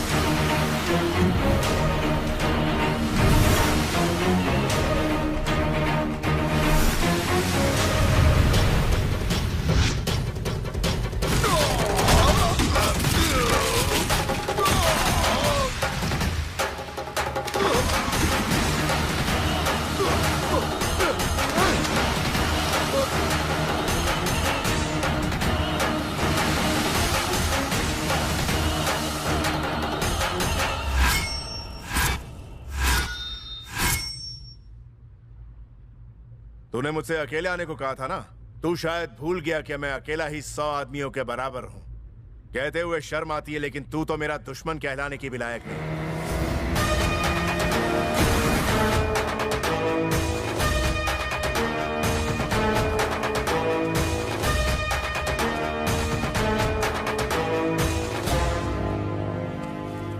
ये बता पूजा कहाँ है?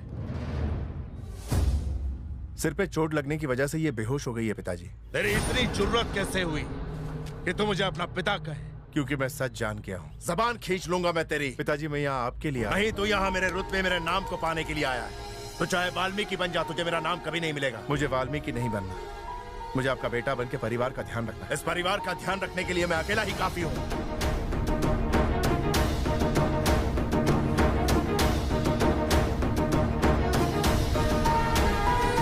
तुझे इस दुनिया में जहाँ जाना है जा, जिससे रिश्ता बनाना है बना ले। अगर मेरे परिवार से जुड़ने की जरा भी कोशिश की तो तेरी खैर नहीं। स्वामी जी, जितने दिन आपने मुझे इस डब्बे में रखा, उतने दिन अगर कोई मुर्गी को रखते तो 10 से 12 बच्चों की अम्मा होती। अपने आप को जादूगर समझते हैं आप? जादूगर ने लुच्चे तुच्चे पाखंडी है। हे राम, ये क्या बक रहे हो? स्वामी जी के बारे में तुम ऐसी बातें कह रहे हो? स्वामी जी, लगता है इन्हें 1 महीने डब्बे में रखना पड़ेगा, तभी ठीक होंगे। मैं 1 महीना घूम लूंगी। 1 महीने क्या घूमने जाओगी?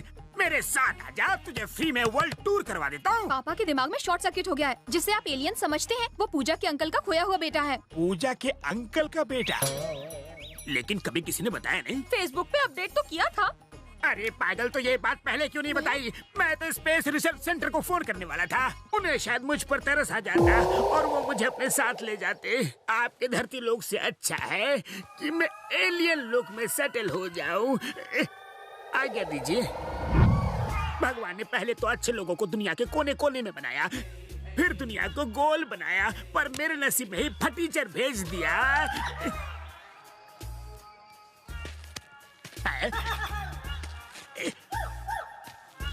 अंकल, आपका दिमाग फिर से घूम रहा है ना? आप सोच रहे हैं कि मैं आजमगढ़ के लीडर राम प्रसाद का बेटा कैसे बन गया? मैं एलियन नहीं हूँ, मैं इंसान हूँ। तो फिर तुम ऊपर से कैसे आए? एक्चुअली कुछ लोगों ने बचपन में मुझे किडनैप कर लिया और अमेरिकन लैब में भेज दिया। वो लोग रिसर्च कर रहे थे कि मंगल ग्रह में जीवन है या नहीं। फिर उन लोगों ने रॉकेट से मुझे मंगल भेजा। वहाँ मुझे कुछ एलियंस ने गोद ले लिया और पाल पोस कर बड़ा किया। मेरी किस्मत फूटी थी कि तुम मेरी जिंदगी में आए। मुझे तो कल ही पता चला कि मैं कोई एलियन नहीं हूँ, राम प्रसाद जी का बेटा हूँ। मैं वापस मंगल गया सच्चाई का पता लगाने, तब जाके सच्चाई से पर्दा उठा। आप मेरे पापा का एड्रेस बताइए ना अंकल, आप जो मांगेंगे मैं दूंगा। अच्छा, मंगल ग्रह से ऑफर लाए हो क्या? मगर जब से तुम मुझसे मिले हो मैं किसी से मिलने के लायक नहीं बचा। मुझे बस 1 करोड़ दे दो, मैं बिना गेम खेले करोड़पति बनना चाहता हूँ। यहाँ का 1 करोड़ चाहिए या मंगल का? मंगल का 1 करोड़। वो रूलिंग पार्टी के मिनिस्टर्स के बच्चे हैं। आप सब लोग सॉफ्टवेयर इंजीनियर्स हैं, क्यों? तुम लोग अगर कोर्ट गए तो चारों में से किसी एक का ऊपर जाना तय है। बाकी 3 मजबूरी में आके रो धो के हमारे साथ रजिस्टर कर लेंगे, क्यों? तुम सबको सॉफ्टवेयर कंपनियां मोटी सैलरी देती हैं। उन पैसों को अपने बच्चों के लिए बैंक में एफडी में जमा करते हो। अगर तुम ही नहीं रहोगे तो तुम्हारे उन बच्चों का ख्याल कौन रखेगा? चुपचाप इनको जमीन के कागज दो और चलते बनो। सॉरी सर, मैं जानता हूं कि आप करप्शन को बढ़ावा देके हमें धमका रहे हैं, लेकिन हमारे लीडर ने हमें बिना डरे यहां आपके सामने साफ साफ बात करने के लिए भेजा है।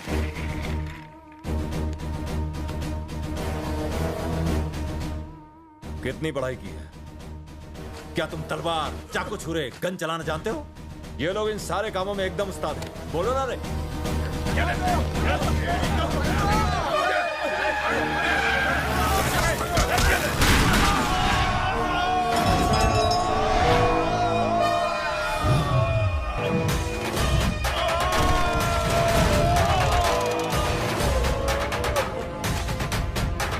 रामकृष्ण प्रसाद जी, प्लीज आप चुपचाप यहाँ से चले जाइए। सर, अगर आप जैसे लीडर डीजीपी के ऑफिस के बाहर हंगामा खड़ा करेंगे तो लोगों का पूरी तरह से पुलिस पर से विश्वास उठ जाएगा। प्लीज चले जाइए। क्या लोग तुम पर तब बहुत विश्वास करेंगे जब तुम मासूमों को अपनी ऑफिस में बुलाकर मारने की धमकी दोगे? तुम एक जिम्मेदार ओहदे पर बैठे हो, कभी गलत काम करके इसकी शान को कम मत करना। इनसे कहो इन बच्चों से सॉरी कह के इनकी जमीन छोड़कर यहाँ से चले जाए। हम इन 2 कौड़ी के लोगों से माफी मांगे जो सैलरी पे जीते हैं। सरकार हम चलाते हैं, लॉ एंड ऑर्डर तुम्हारे हाथ में है। फिर इस बुढ़े के आगे झुकने की क्या? तुम्हें बीच में नाक घुसाने की क्या जरूरत थी? सर प्लीज आप इसे छोड़ दीजिए। अगर इन्हें कुछ भी हुआ तो मुझे मजबूरन आपके खिलाफ एक्शन लेना होगा। तो इंतजार किसका है? लो एक्शन। मुझे मारने का इससे बेहतर मौका नहीं मिलेगा, ना तुम्हें ना तुम्हारे पॉलिटिशियन बापों को। आखिरी बार कहता हूँ कि इसे छोड़ दो, नहीं तो मैं गोली चला दूंगा। तुम्हारे हाथ में पावर है, तुम्हारे हाथ में गन भी है और तुम्हारी नजरों के सामने क्राइम हो रहा है, तो चलाओ गोली।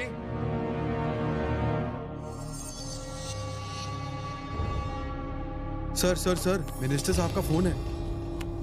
बोलिए। अरे अपनी गन नीचे करो और उसे और उन सॉफ्टवेयर इंजीनियर्स को बाइज्जत वहाँ से जाने दो, नहीं तो बहुत बड़ी मुसीबत आ जाएगी।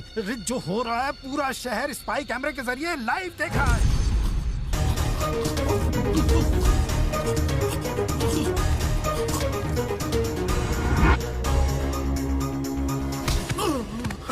तूने कहा था सरकार तेरी है और तू जो चाहे कर सकता है।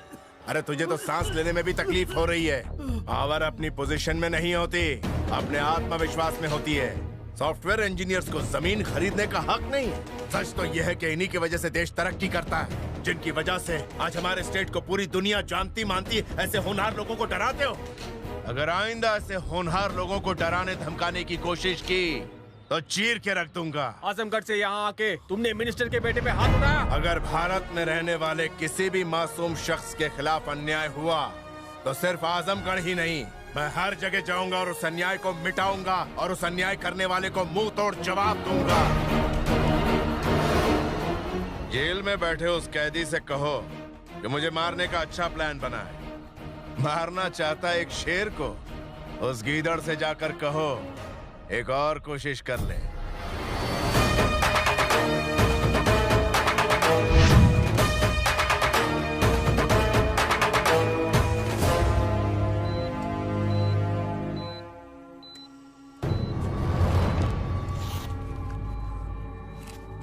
इन्हें जल्दी से हॉस्पिटल ले जाइए। इनकी पल्स रेट तेजी से गिर रही है। अगर इसी तरह चलता रहा तो ये कोमा में भी जा सकते हैं।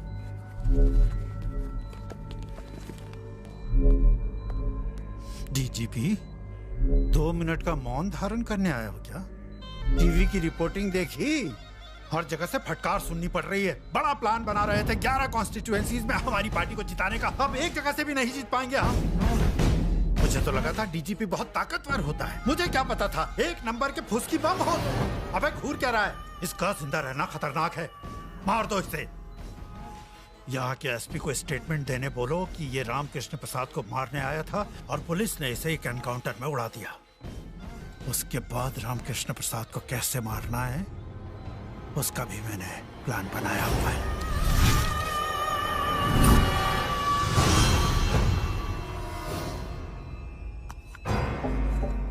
रामकृष्ण प्रसाद को मारना तुम्हारे बस की बात नहीं है।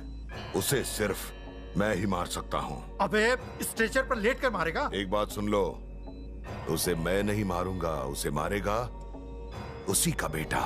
क्या उसका बेटा? अबे चोट लगने से दिमाग फिर गया है क्या? एसपी को फोन करके ये पूछो कि क्या सालों पहले उसके थाने में एक बच्चे के खोने की कंप्लेंट दर्ज हुई थी या नहीं। उसका बेटा अपने परिवार की तलाश में आजमगढ़ जरूर जाएगा। बस एक बार वो वहां की जमीन पर पैर रख ले, मैं बस इतना ही चाहता हूं। उसके बाद कुछ ऐसा करूंगा कि जो लोग उसे भगवान मानते हैं वही उसे हैवान मानकर उससे नफरत करेंगे।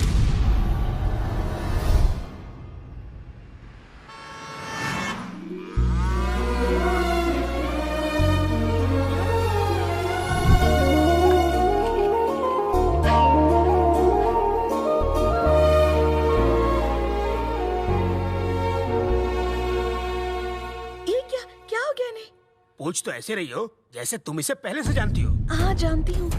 अगर तुम्हें इसके बारे में पता था तो बताया क्यों नहीं? अंकल ने मुझे बताने से मना किया था। साथ ही अंकल ने मुझे एक और जरूरी बात कही। उन्होंने कहा कि इनके सौतेले माँ बाप ही इनके असली माँ बाप रहेंगे। अगर आपको इस बात की खबर मिलती कि सालों पहले आपका बिछड़ा हुआ बेटा लौट आया है तो आप मायूस हो जाते, इसलिए उन्होंने मुझे मना किया।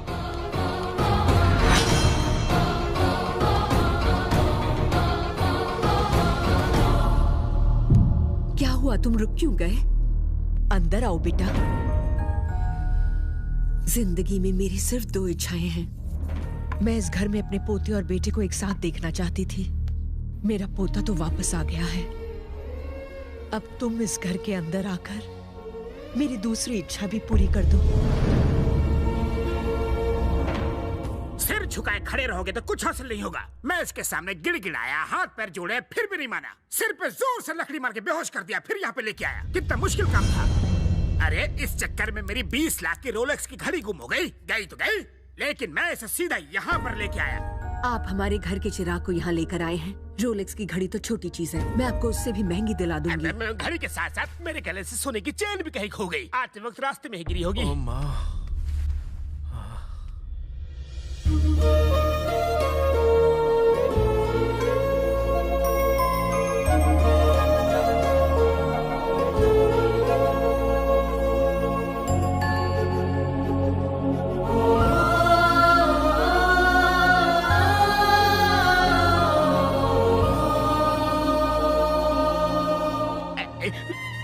बॉबी तो अड्डा जवाब नहीं। रोलेक्स का प्लान सुपर हिट रहा यार। मैंने मना किया था, फिर भी मुझे यहाँ लेकर क्यों आए?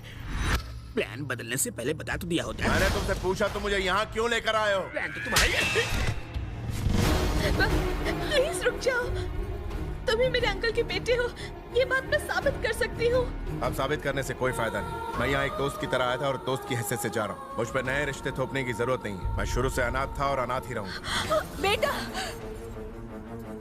माना कि तुमने हमें सालों से नहीं देखा, पर सच तो यह है कि हम ही तुम्हारे माँ बाप हैं। तुम पर हमारा इतना हक तो बनता है ना बेटा। देखिए आंटी, मैं आपके दर्द को समझता हूँ, लेकिन मैं आपका खोया हुआ बेटा नहीं। सुनिए सुनिए जी, आप इसे समझाइए ना। उसने जो कहा बिल्कुल ठीक कहा। हमने इसको जन्म जरूर दिया, लेकिन पाल पोस कर बड़ा नहीं किया। जिन्होंने बड़ा किया उनके पास रहना इसका धर्म है। जाने दो इसे। छोड़िए आंटी, बेकार में मुझे रिश्ते नातों की बेड़ियों में मत जकड़िए प्लीज। सुनो, उसे रोक लीजिए। कुछ दिन तो उसे माँ के आंचल में रहने दीजिए। रुको, हमारे बेटे की हैसियत से नहीं, पूजा के दोस्त की हैसियत से तुम यहाँ 10 दिन रुक सकते हो। ठीक है, आप मेरे बुजुर्ग हैं, आपकी बात को मैं टालूंगा नहीं। रुक जाता हूँ, लेकिन सिर्फ एक दोस्त की तरह।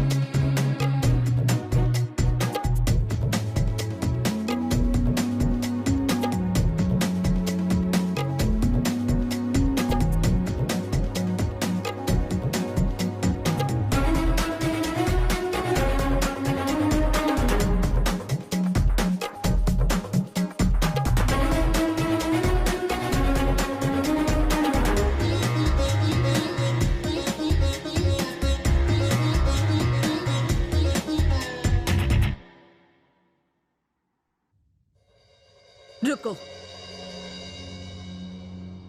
हमारे परिवार की फोटो तोड़ के तुमने अच्छा नहीं किया। इस परिवार को ना अपनाओ ये मैं बर्दाश्त कर सकती हूँ, लेकिन इस घर का मालिक, इस घर के मालिक की तुम बेइज्जती करोगे ये मैं कभी बर्दाश्त नहीं करूंगी। आपका बेटा पीछे वाले घर में क्यों रहता है?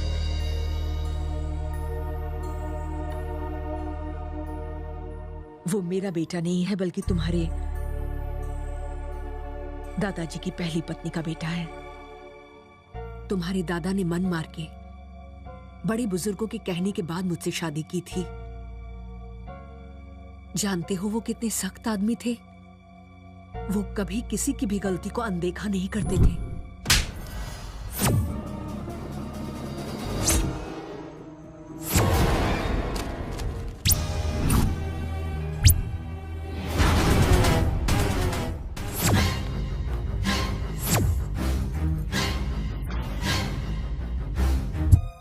मेरे पति तो नहीं रहे, लेकिन उनकी दी हुई सजा को वो आज भी मान रहा है।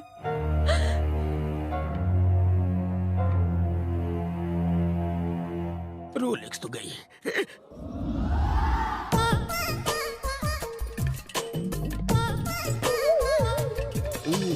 देखो अब बहाने बनाना बंद करो। मुझे पैसों की सख्त जरूरत है। आप मुझे देंगे कि नहीं? क्या नहीं है तो फिर मेरे वादे का क्या होगा? मैंने किसी को 1 करोड़ देने का वादा किया है। बॉबी, वो मैं अपने पापा से आपके पैसे की ही डील कर रहा था। पापा से? कौन से पापा? किधर है? वो मेरे स्टेप पापा ऑनलाइन है ना। तुम्हारा मतलब मंगल ग्रह वाले? हाँ वही। अरे अगर वो ऑनलाइन है तो सिर्फ तुम्हें क्यों दिखते हैं, मुझे क्यों नहीं? अच्छा तो ये डाउट है। मंगल से आते ही मैंने सिटी आई हॉस्पिटल में अपनी आंखों का ऑपरेशन कराया था, जिसके बाद आंखों से अल्ट्रावायलेट रेज निकली और एलियंस दिखने लगे। अगर आप उन्हें देखना चाहते हो तो ऑपरेशन करा लो। आंखों में से अल्ट्रावायलेट रेज? कोई शक? इंडिया में इतना एडवांस आई ऑपरेशन होता है क्या? अच्छा आपको मेरी बात पर विश्वास नहीं? अब मैं आपको और रिक्वेस्ट नहीं करूंगा। मुझे इनके लिए 1 करोड़ रुपए नहीं चाहिए। जाइए आप लोग। बॉबी बॉबी बॉबी, मैंने तुम्हें मंगल ग्रह से पार्किंग करते हुए देखा था। वो तुम्हारे पापा नंबर 2 है, उन्हें रोको। कहीं पैसे दिए बिना चले गए तो? ये ऐसे नहीं जाने वाले। ये दोनों अनशन पर बैठे हुए हैं। ये अनशन पे क्यों बैठे हैं? जबकि बिल तो तुम्हें पास करवाना है। यही रूल है। वो क्यों? भाई 1 करोड़ का इंतजाम 5 मिनट में करना था, समझे कि नहीं? मगर इन्हें 10 करोड़ का छुट्टा नहीं मिला और 5 सेकंड लेट हो गए। अब बोल रहे हैं कि यहाँ की घड़ी स्लो है, ऊपर से कह रहे हैं कि तुम्हारा घर बहुत छोटा है। कहाँ से घुसूं? इसलिए सुरंग खोद के आए। देखो पैसे ले लो, नहीं तो अनशन जारी रहेगा। अब बात मेरे भेजे में घुस गई है। तुम एक काम करो, इनके चारों तरफ एक लक्ष्मण रेखा खींच दो, बाकी सब मैं संभालूंगा।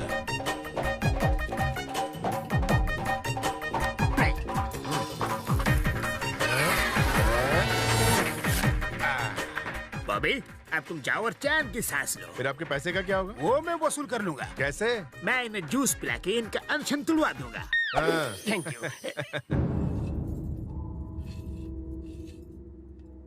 सुनी जी, जैसे जैसे दिन बीतते जा रहे हैं मेरा तो दिल बैठा जा रहा है। उसके जाने का दुख तो आपको भी हो रहा होगा ना। मैंने आज तक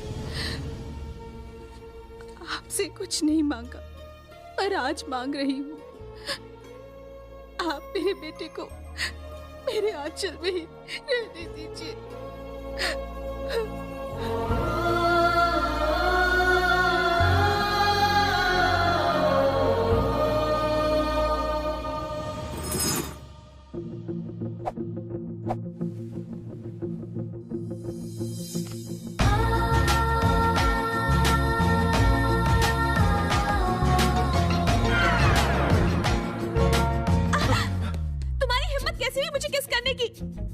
अगर किस करने का इतना शौक है तो शादी क्यों नहीं कर लेते मुझसे? मेरी लिपस्टिक खराब हो गई। आगे से मुझे किस किया ना तो मैं भी तुम्हें करूंगी। मैंने ऐसा कुछ भी नहीं किया। आपने तो कुछ नहीं किया, इसीलिए तो उन्होंने किया।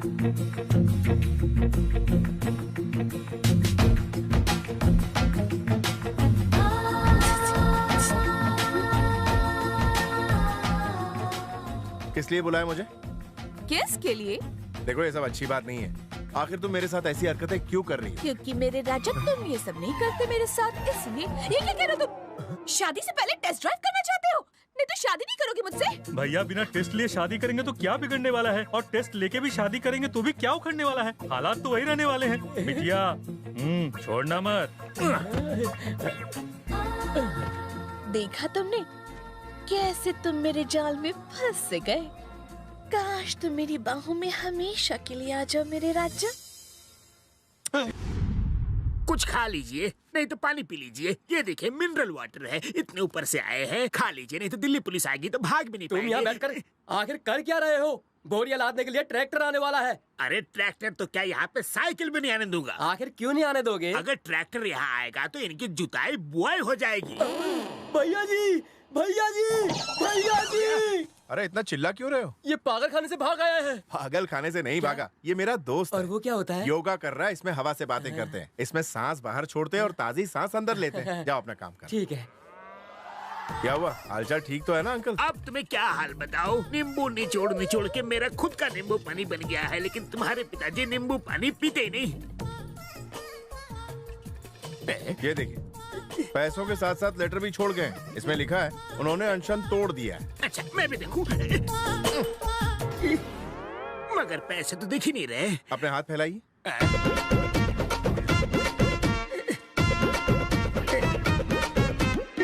एक्चुअली वो 50-50 लाख के 3 बंडल छोड़ गए, जिसमें से 50 लाख आपकी टिप है। आपने उन्हें नींबू पानी पिलाया ना, अब नाराज नहीं होना। लेकिन ये बताओ, मुझे पैसे दिख क्यों नहीं रहे? जब आपको पैसे देने वाले ही नहीं दिखाई दे रहे तो पैसे कहाँ से दिखाई देंगे? अरे ये सब छोड़ो, मुझे बस पैसे देखने हैं। मुझे भी उस हॉस्पिटल का एड्रेस दे दो जहाँ तुमने अपनी आंखों का ऑपरेशन करवाया था।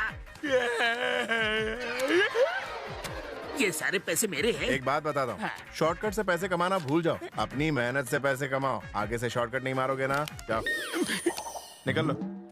I love you।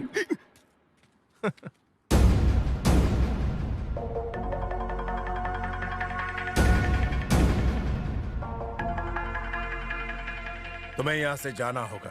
तुम्हारे साथ कुछ दिन क्या बिताए सबको तुमसे लगाव हो गया। यह इस परिवार और मेरे इलाके के लिए बहुत खतरनाक है। जैसे आए थे वैसे ही चले जाओ। अपनी जिंदगी में एक तो अच्छा काम करते जाओ।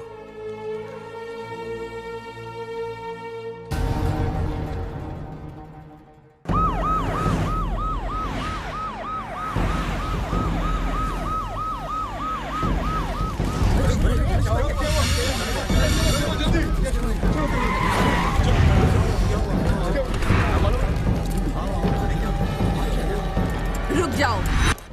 इतनी पुलिस को यहाँ लाने की हिम्मत कैसे हुई तुम्हारी? हम एक मर्डर की जांच करने आए हैं। तुम मर्डर की इन्वेस्टिगेशन के लिए इस मंदिर में आए हो? निकल जाओ यहाँ से। ये देखिए, हमारे पास सबूत हैं और कोर्ट ने जरूरत पड़ने पर उसे गिरफ्तार करने का हुक्म भी दिया है। ये लोग ऐसे नहीं मानेंगे, इन लोगों को सबक सिखाना ही पड़ेगा। रुक जाओ। अगर इनके पास कोर्ट का ऑर्डर है तो कानून को अपना काम करने दो।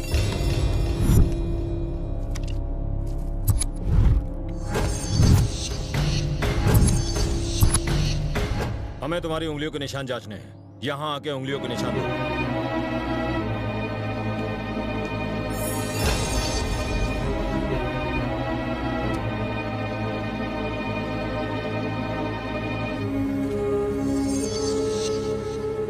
सर, खूनी के फिंगरप्रिंट्स और इसके फिंगरप्रिंट्स दोनों मैच हो रहे हैं। यही है हत्यारा।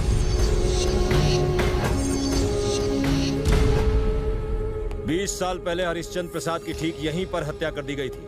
उन्हें मारने के लिए इस देसी कट्टे का इस्तेमाल हुआ था। खूनी का पता लगाने के लिए परिवार में हर किसी की उंगली का निशान लिया गया था। इसकी उंगलियों के निशान इस पर मौजूद निशान से हूबहू मिलते हैं। रुक जाओ, खून तो एक बच्चे ने किया था। उस बच्चे के फिंगरप्रिंट्स हमारे भैया के साथ कैसे मिल सकते हैं बताओ? उंगलियों के निशान हमेशा एक जैसे रहते हैं। आपके बड़े छोटे होने से कोई फर्क नहीं पड़ता, ये कभी नहीं बदलते। इसने इनके इशारे पर हरिश्चंद्र की हत्या की है। मेरा बेटा मेरे पति को क्यों मारेगा? इसे गिरफ्तार करके ले जाने की हिम्मत है तुम में? तुम्हें यहीं जमीन में गाड़ दूंगी। आप अपने बेटे से बहुत प्यार करती हैं, लेकिन आपका बेटा आपको बिल्कुल नहीं चाहता। इसने अपने बाप की जायदाद और ऊंचे रुतबे को ठोकर मारी, जिंदगी भर घर के पीछे रहा। उसने सबको बताया कि उसका बेटा कहीं गायब हो गया है, लेकिन चुपके से उसे कहीं और पाला पोसा और बचपन से ही उसे एक खतरनाक हत्यारा बना दिया। सिर्फ सत्ता के लिए इसने आजमगढ़ के पिता कहे जाने वाले हरिश्चंद्र प्रसाद को अपने बेटे के हाथों से मरवा डाला। आपके इस सौतेले बेटे ने। राम प्रसाद, तुमने अपने बेटे की मदद से अपने पिता को मरवाया, ये ऐसा कह रहे हैं? तुम खड़े खड़े सुन क्या रहे हो? एक बार ना कह दो, फिर देखो यहाँ के लोग इनका क्या हाल करते हैं। तुम चुप क्यों हो? कुछ तो बोलो बेटा, इन्हें मुंह तोड़ जवाब दो बेटा। यही सत्य है। क्या?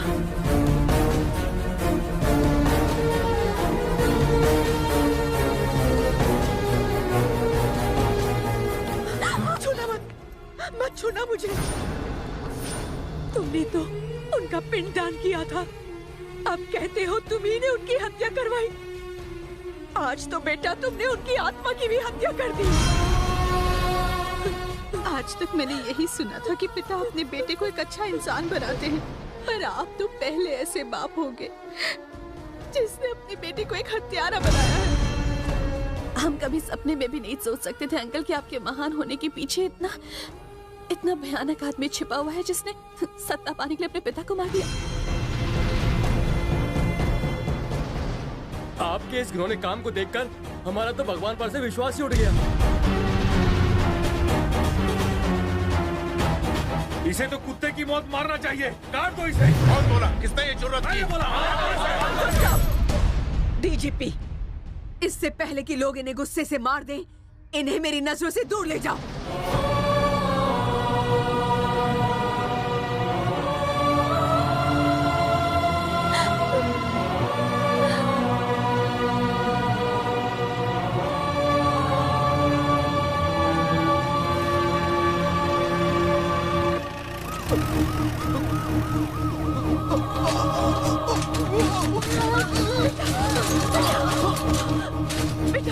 हाथ मत लगाइए।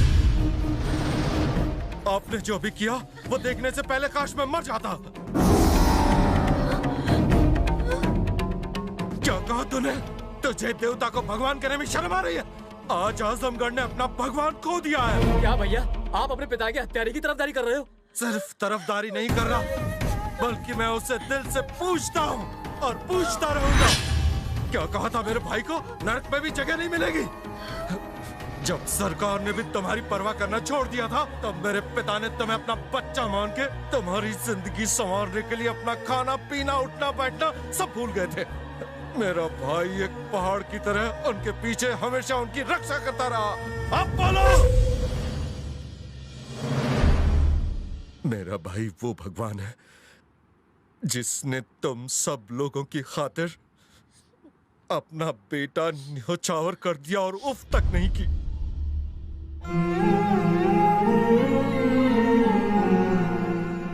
अरे पगली, भाई ने कभी किसी को धोखा नहीं दिया। वो तो हमेशा हमारे लिए जिंदा रहा और आगे भी रहेगा। उन्होंने कभी तुम्हारी खुशी में कोई कमी होने दी? तुम्हें कभी एहसास हुआ कि तुम अनाथ हो?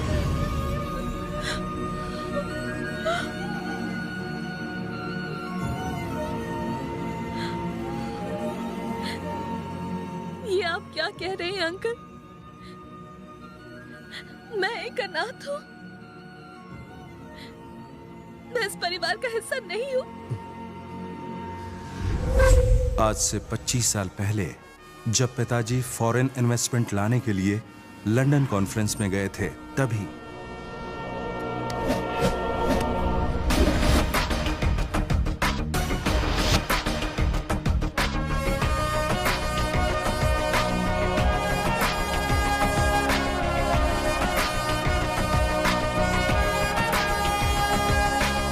This is what we can do for you. Please set up your steel plant in Australia. Thank you. Thank you mister Peterson. Australia की प्रेजेंटेशन तो बहुत अच्छी थी। अब हमारे अगले प्रेजेंटर हैं इंडिया से मिस्टर हरिश्चंद्र प्रसाद।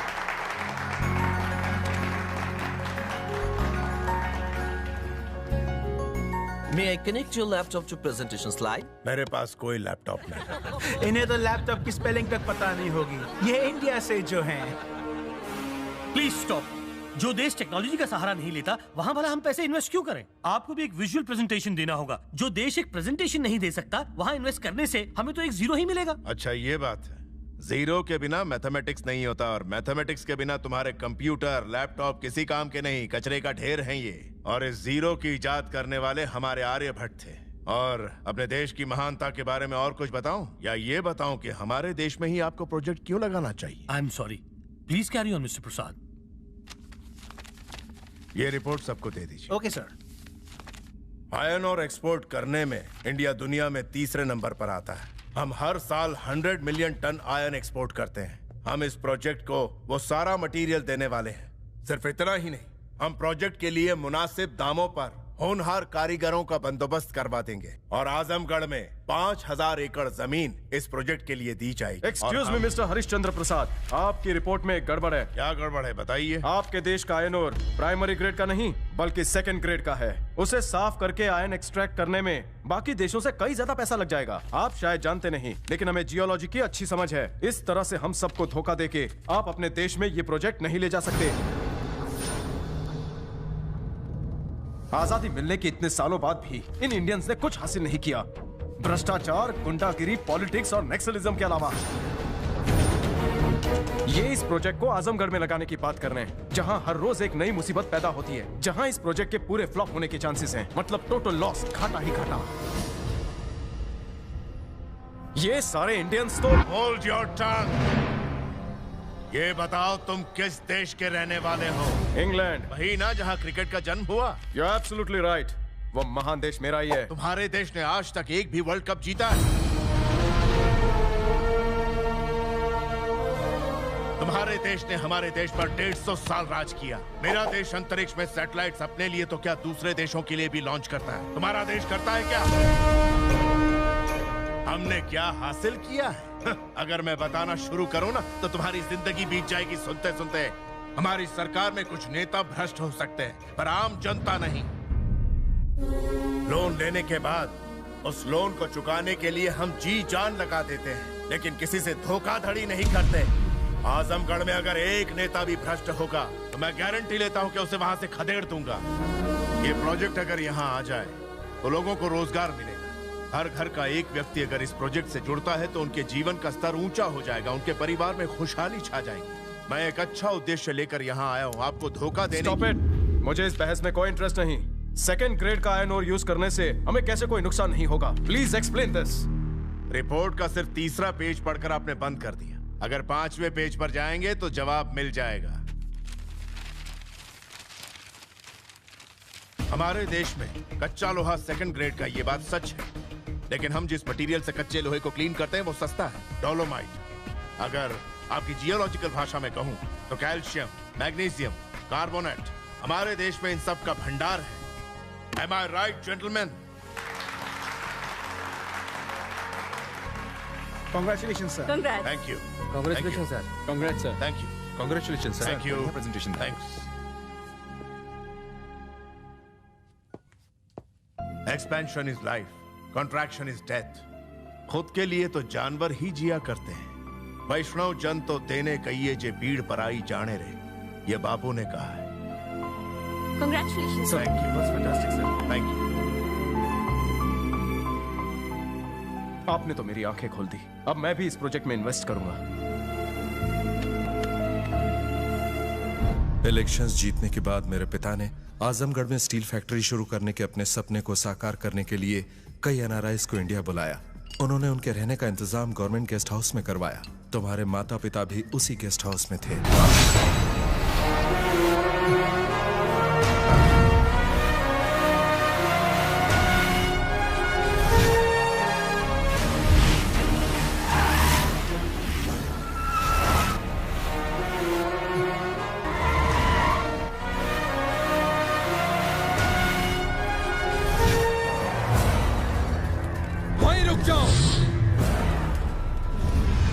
यहाँ फॉरेन डेलीगेट्स आए हुए हैं। यहाँ कोई बदमाशी करने की सोचना भी मत। अगर किसी ने चालाकी करने की कोशिश की तो यहाँ लाशें बिछा दूंगा। यहाँ पर प्रोजेक्ट शुरू होगा तो लोगों को रोजगार मिलेगा। तुम्हें तो खुश होना चाहिए। फिर क्या प्रॉब्लम है? प्रॉब्लम तो तुझे होगी जब मेरा भाई तेरी बीवी को उठा लेगा। क्या कर रहा है? दूर हट। अबे मैंने इस माल को छुआ तो तुझे इतना गुस्सा क्यों आया? ये मेरी पत्नी है। पत्नी है? शादी को कितना वक्त हो गया है रे? 7 साल। 7 साल पुरानी पत्नी को छुआ तो सूट पहने बाबू को गुस्सा आ गया? और तुम लोग उस जमीन पर कब्जा करके फैक्ट्री खोलने का सोच रहे हो जिसपे पिछले 25 सालों से हमने राज किया है। सोच मुझे कितना गुस्सा आ रहा होगा। हम सभी लोग यहाँ पर हरिश्चंद्र जी के कहने पर आए हैं। अगर हम में से किसी को कुछ भी हुआ तो तुम में से कोई नहीं बचेगा। उस बुढ़े पे बड़ा भरोसा है तेरे को?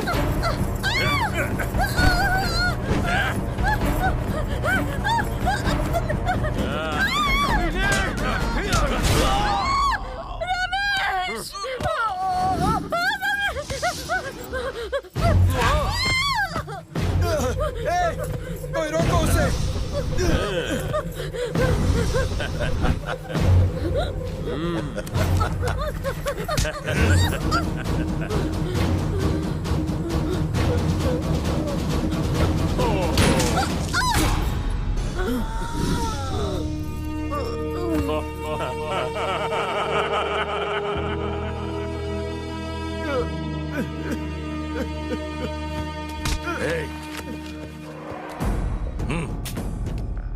डीएसपी, देखा ना तूने कितनी पावर है मेरे लोगों में, कितनी आसानी से मार दिया हमने तेरे फॉरेन डेलीगेट्स को। ये लोग रूलिंग पार्टी के एमएलए की जमीन पर फैक्ट्री बनाने का सपना देख रहे हैं। तूने देखा ना यहाँ अभी क्या ड्रामा हुआ? जा जाके ये उस बूढ़े को बता दे। और ये पकड़, इन पेपर्स पर उस बुड्ढे की साइन लेकर आना। इसमें लिखा है कि ये लोग यहाँ इन्वेस्ट नहीं करना चाहते। ये लैंड सरकारी नहीं है, ये प्राइवेट लैंड है। बिल्कुल देर मत करना, 30 मिनट बाद एक एक करके सबकी लाशें यहां गिरा दूंगा। जा, जल्दी जा।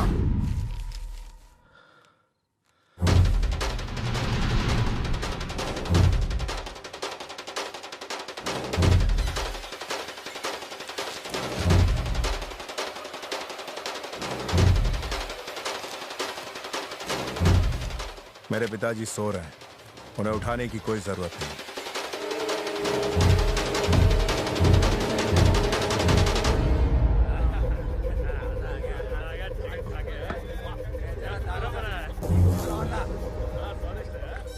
भाई 1 घंटा पूरा हो गया और इंतजार नहीं होता।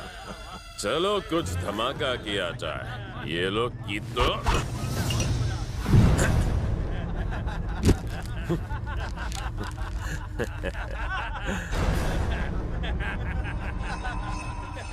उस बुड्ढे पर विश्वास करने से बेचारे भोले भाले लोगों की जानें चली गईं। इसमें हमारी कोई गलती नहीं है, किस्मत का खेल है।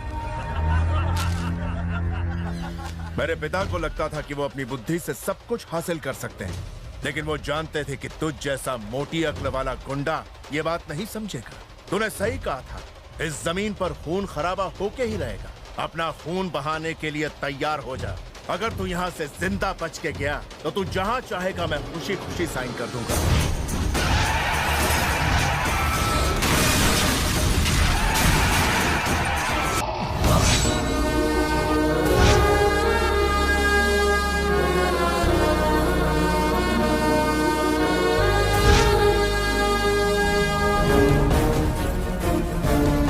मेरे 100 लोगों को मारने के लिए देखो एक अकेला सर फिरा आया है। 100 कुत्तों को मारने के लिए एक ही शेर काफी होता है। आओ सालों, अगर दम है तो।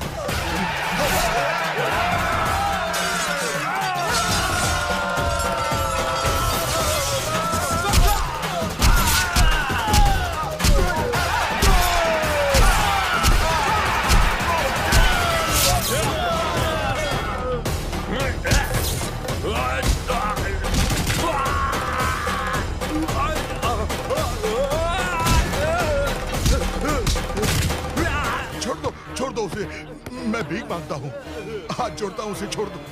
दुनिया में इसके सिवा मेरा कोई नहीं। माफ कर दो इसे, मेरे भाई को माफ कर दो प्लीज। आप बोलो तो यहाँ से दूर चले जाएंगे हम। सर, उन्हें कहिए ना मेरे भाई को छोड़ दे।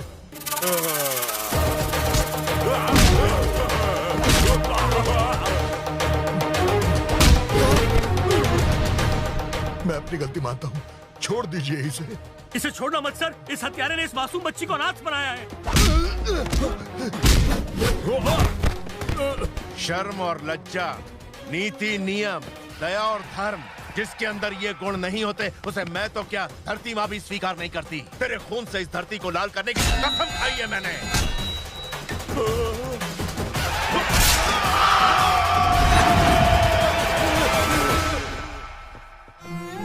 आज हमारी वजह से इस बच्ची ने अपने माँ बाप को खो दिया। ये अकेली हो गई। आज से इसको पालने की जिम्मेदारी हमारे परिवार की है। आपने भैया को हमेशा के लिए यहाँ से निकाल दिया माँ, ऐसा क्यों किया?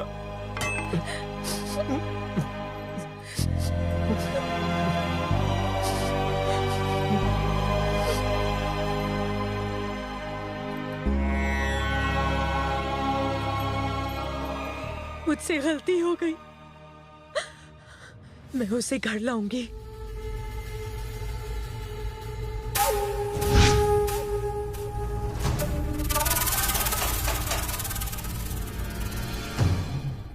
आजमगढ़े गुंडे के नाम से थर थर कांपता था, तुमने उसका नाम उखाड़ के फेंक दिया। मैं तुम्हारी आंखों में मौत का खौफ देखना चाहता हूँ। तू यही सोच रहा है ना कि मैं तुम बाप बेटे को कैसे मारूंगा? तेरे शरीर में इतनी गोलियां दागूंगा कि शरीर गोलियों का ढेर दिखाई देगा। तू मरते मरते डर से चिल्लाएगा और वो सुनते ही लोगों के मन में नागेंद्र का डर फिर से फैल जाएगा। गली गली बच्चा बच्चा चिल्लाएगा, अरे जल्दी से सो जाओ, नागेंद्र भाई आया है। सिर्फ आजमगढ़ को ही नहीं, पूरे राज्य को मेरे खौफ से डराऊंगा।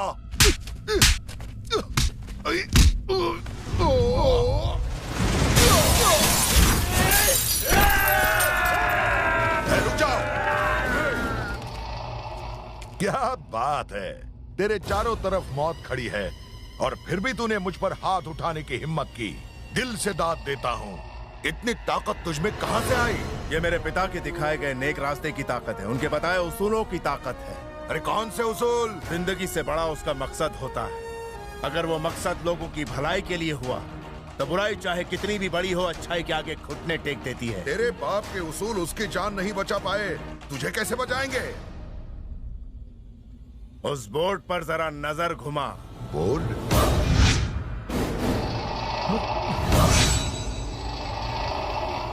3 मिनट बाद इस साइट पर एक के बाद एक धमाके होने वाले हैं। जिंदगी से प्यार है तो यहां से भाग निकलो।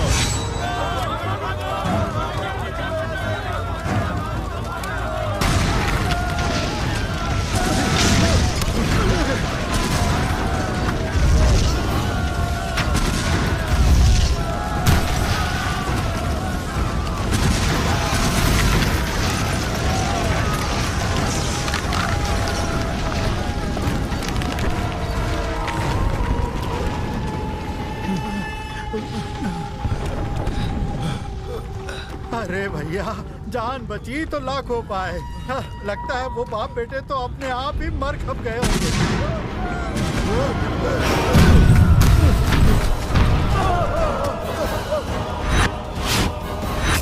जो खौफ तू मेरी आंखों में देखना चाहता था, मैं तेरी आंखों में देख रहा हूं। इसका मतलब तेरा टाइम अब पूरा हो चुका है। जितने भी पुलिस वाले यहां से चले जाएं। मेरी तुम लोगों से कोई दुश्मनी नहीं है। मैं नहीं चाहता तुम्हारे बच्चे अनाथ हों। इन लोगों से डरने की कोई जरूरत नहीं है। निकलो यहाँ से। यहाँ से कोई भी हटा तो उसे सस्पेंड कर दूंगा। जिंदा रहेंगे तो ही तो सस्पेंड करोगे। चलो यहाँ से। चलो। अरे तुम सब कहाँ जा रहे हो? अरे सुनो, क्या रे तुम पुलिस वाले? इसीलिए हम पॉलिटिशियंस पुलिस से ज्यादा गुंडों पर भरोसा करना ज्यादा फायदेमंद समझते हैं। काट डालो इसको।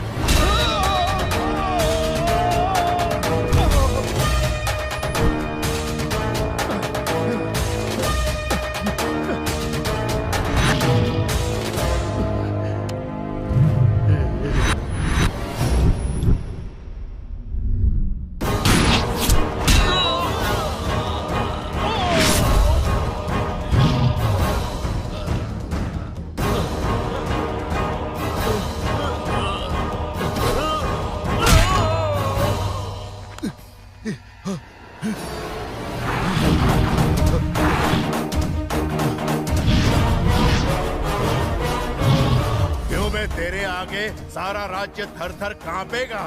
तो मेरी आंखों में खौफ देखना चाहता था, मेरे शरीर को गोलियों से छलनी करना चाहता था।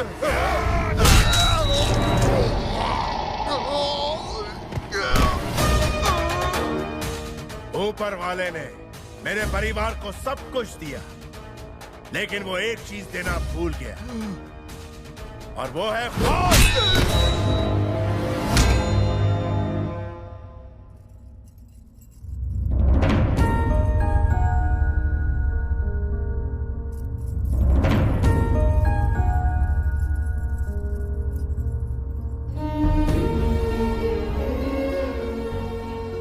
भले इसने ये काम अनजाने में किया हो, लेकिन अपराध अपराध है।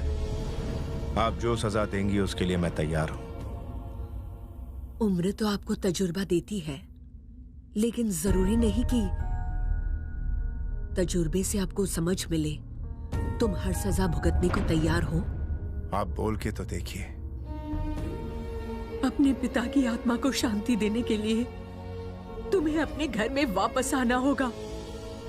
उनके वारिस के तौर पर तुम्हें लोगों का मसीहा बनकर इन्हें सही रास्ता दिखाना होगा।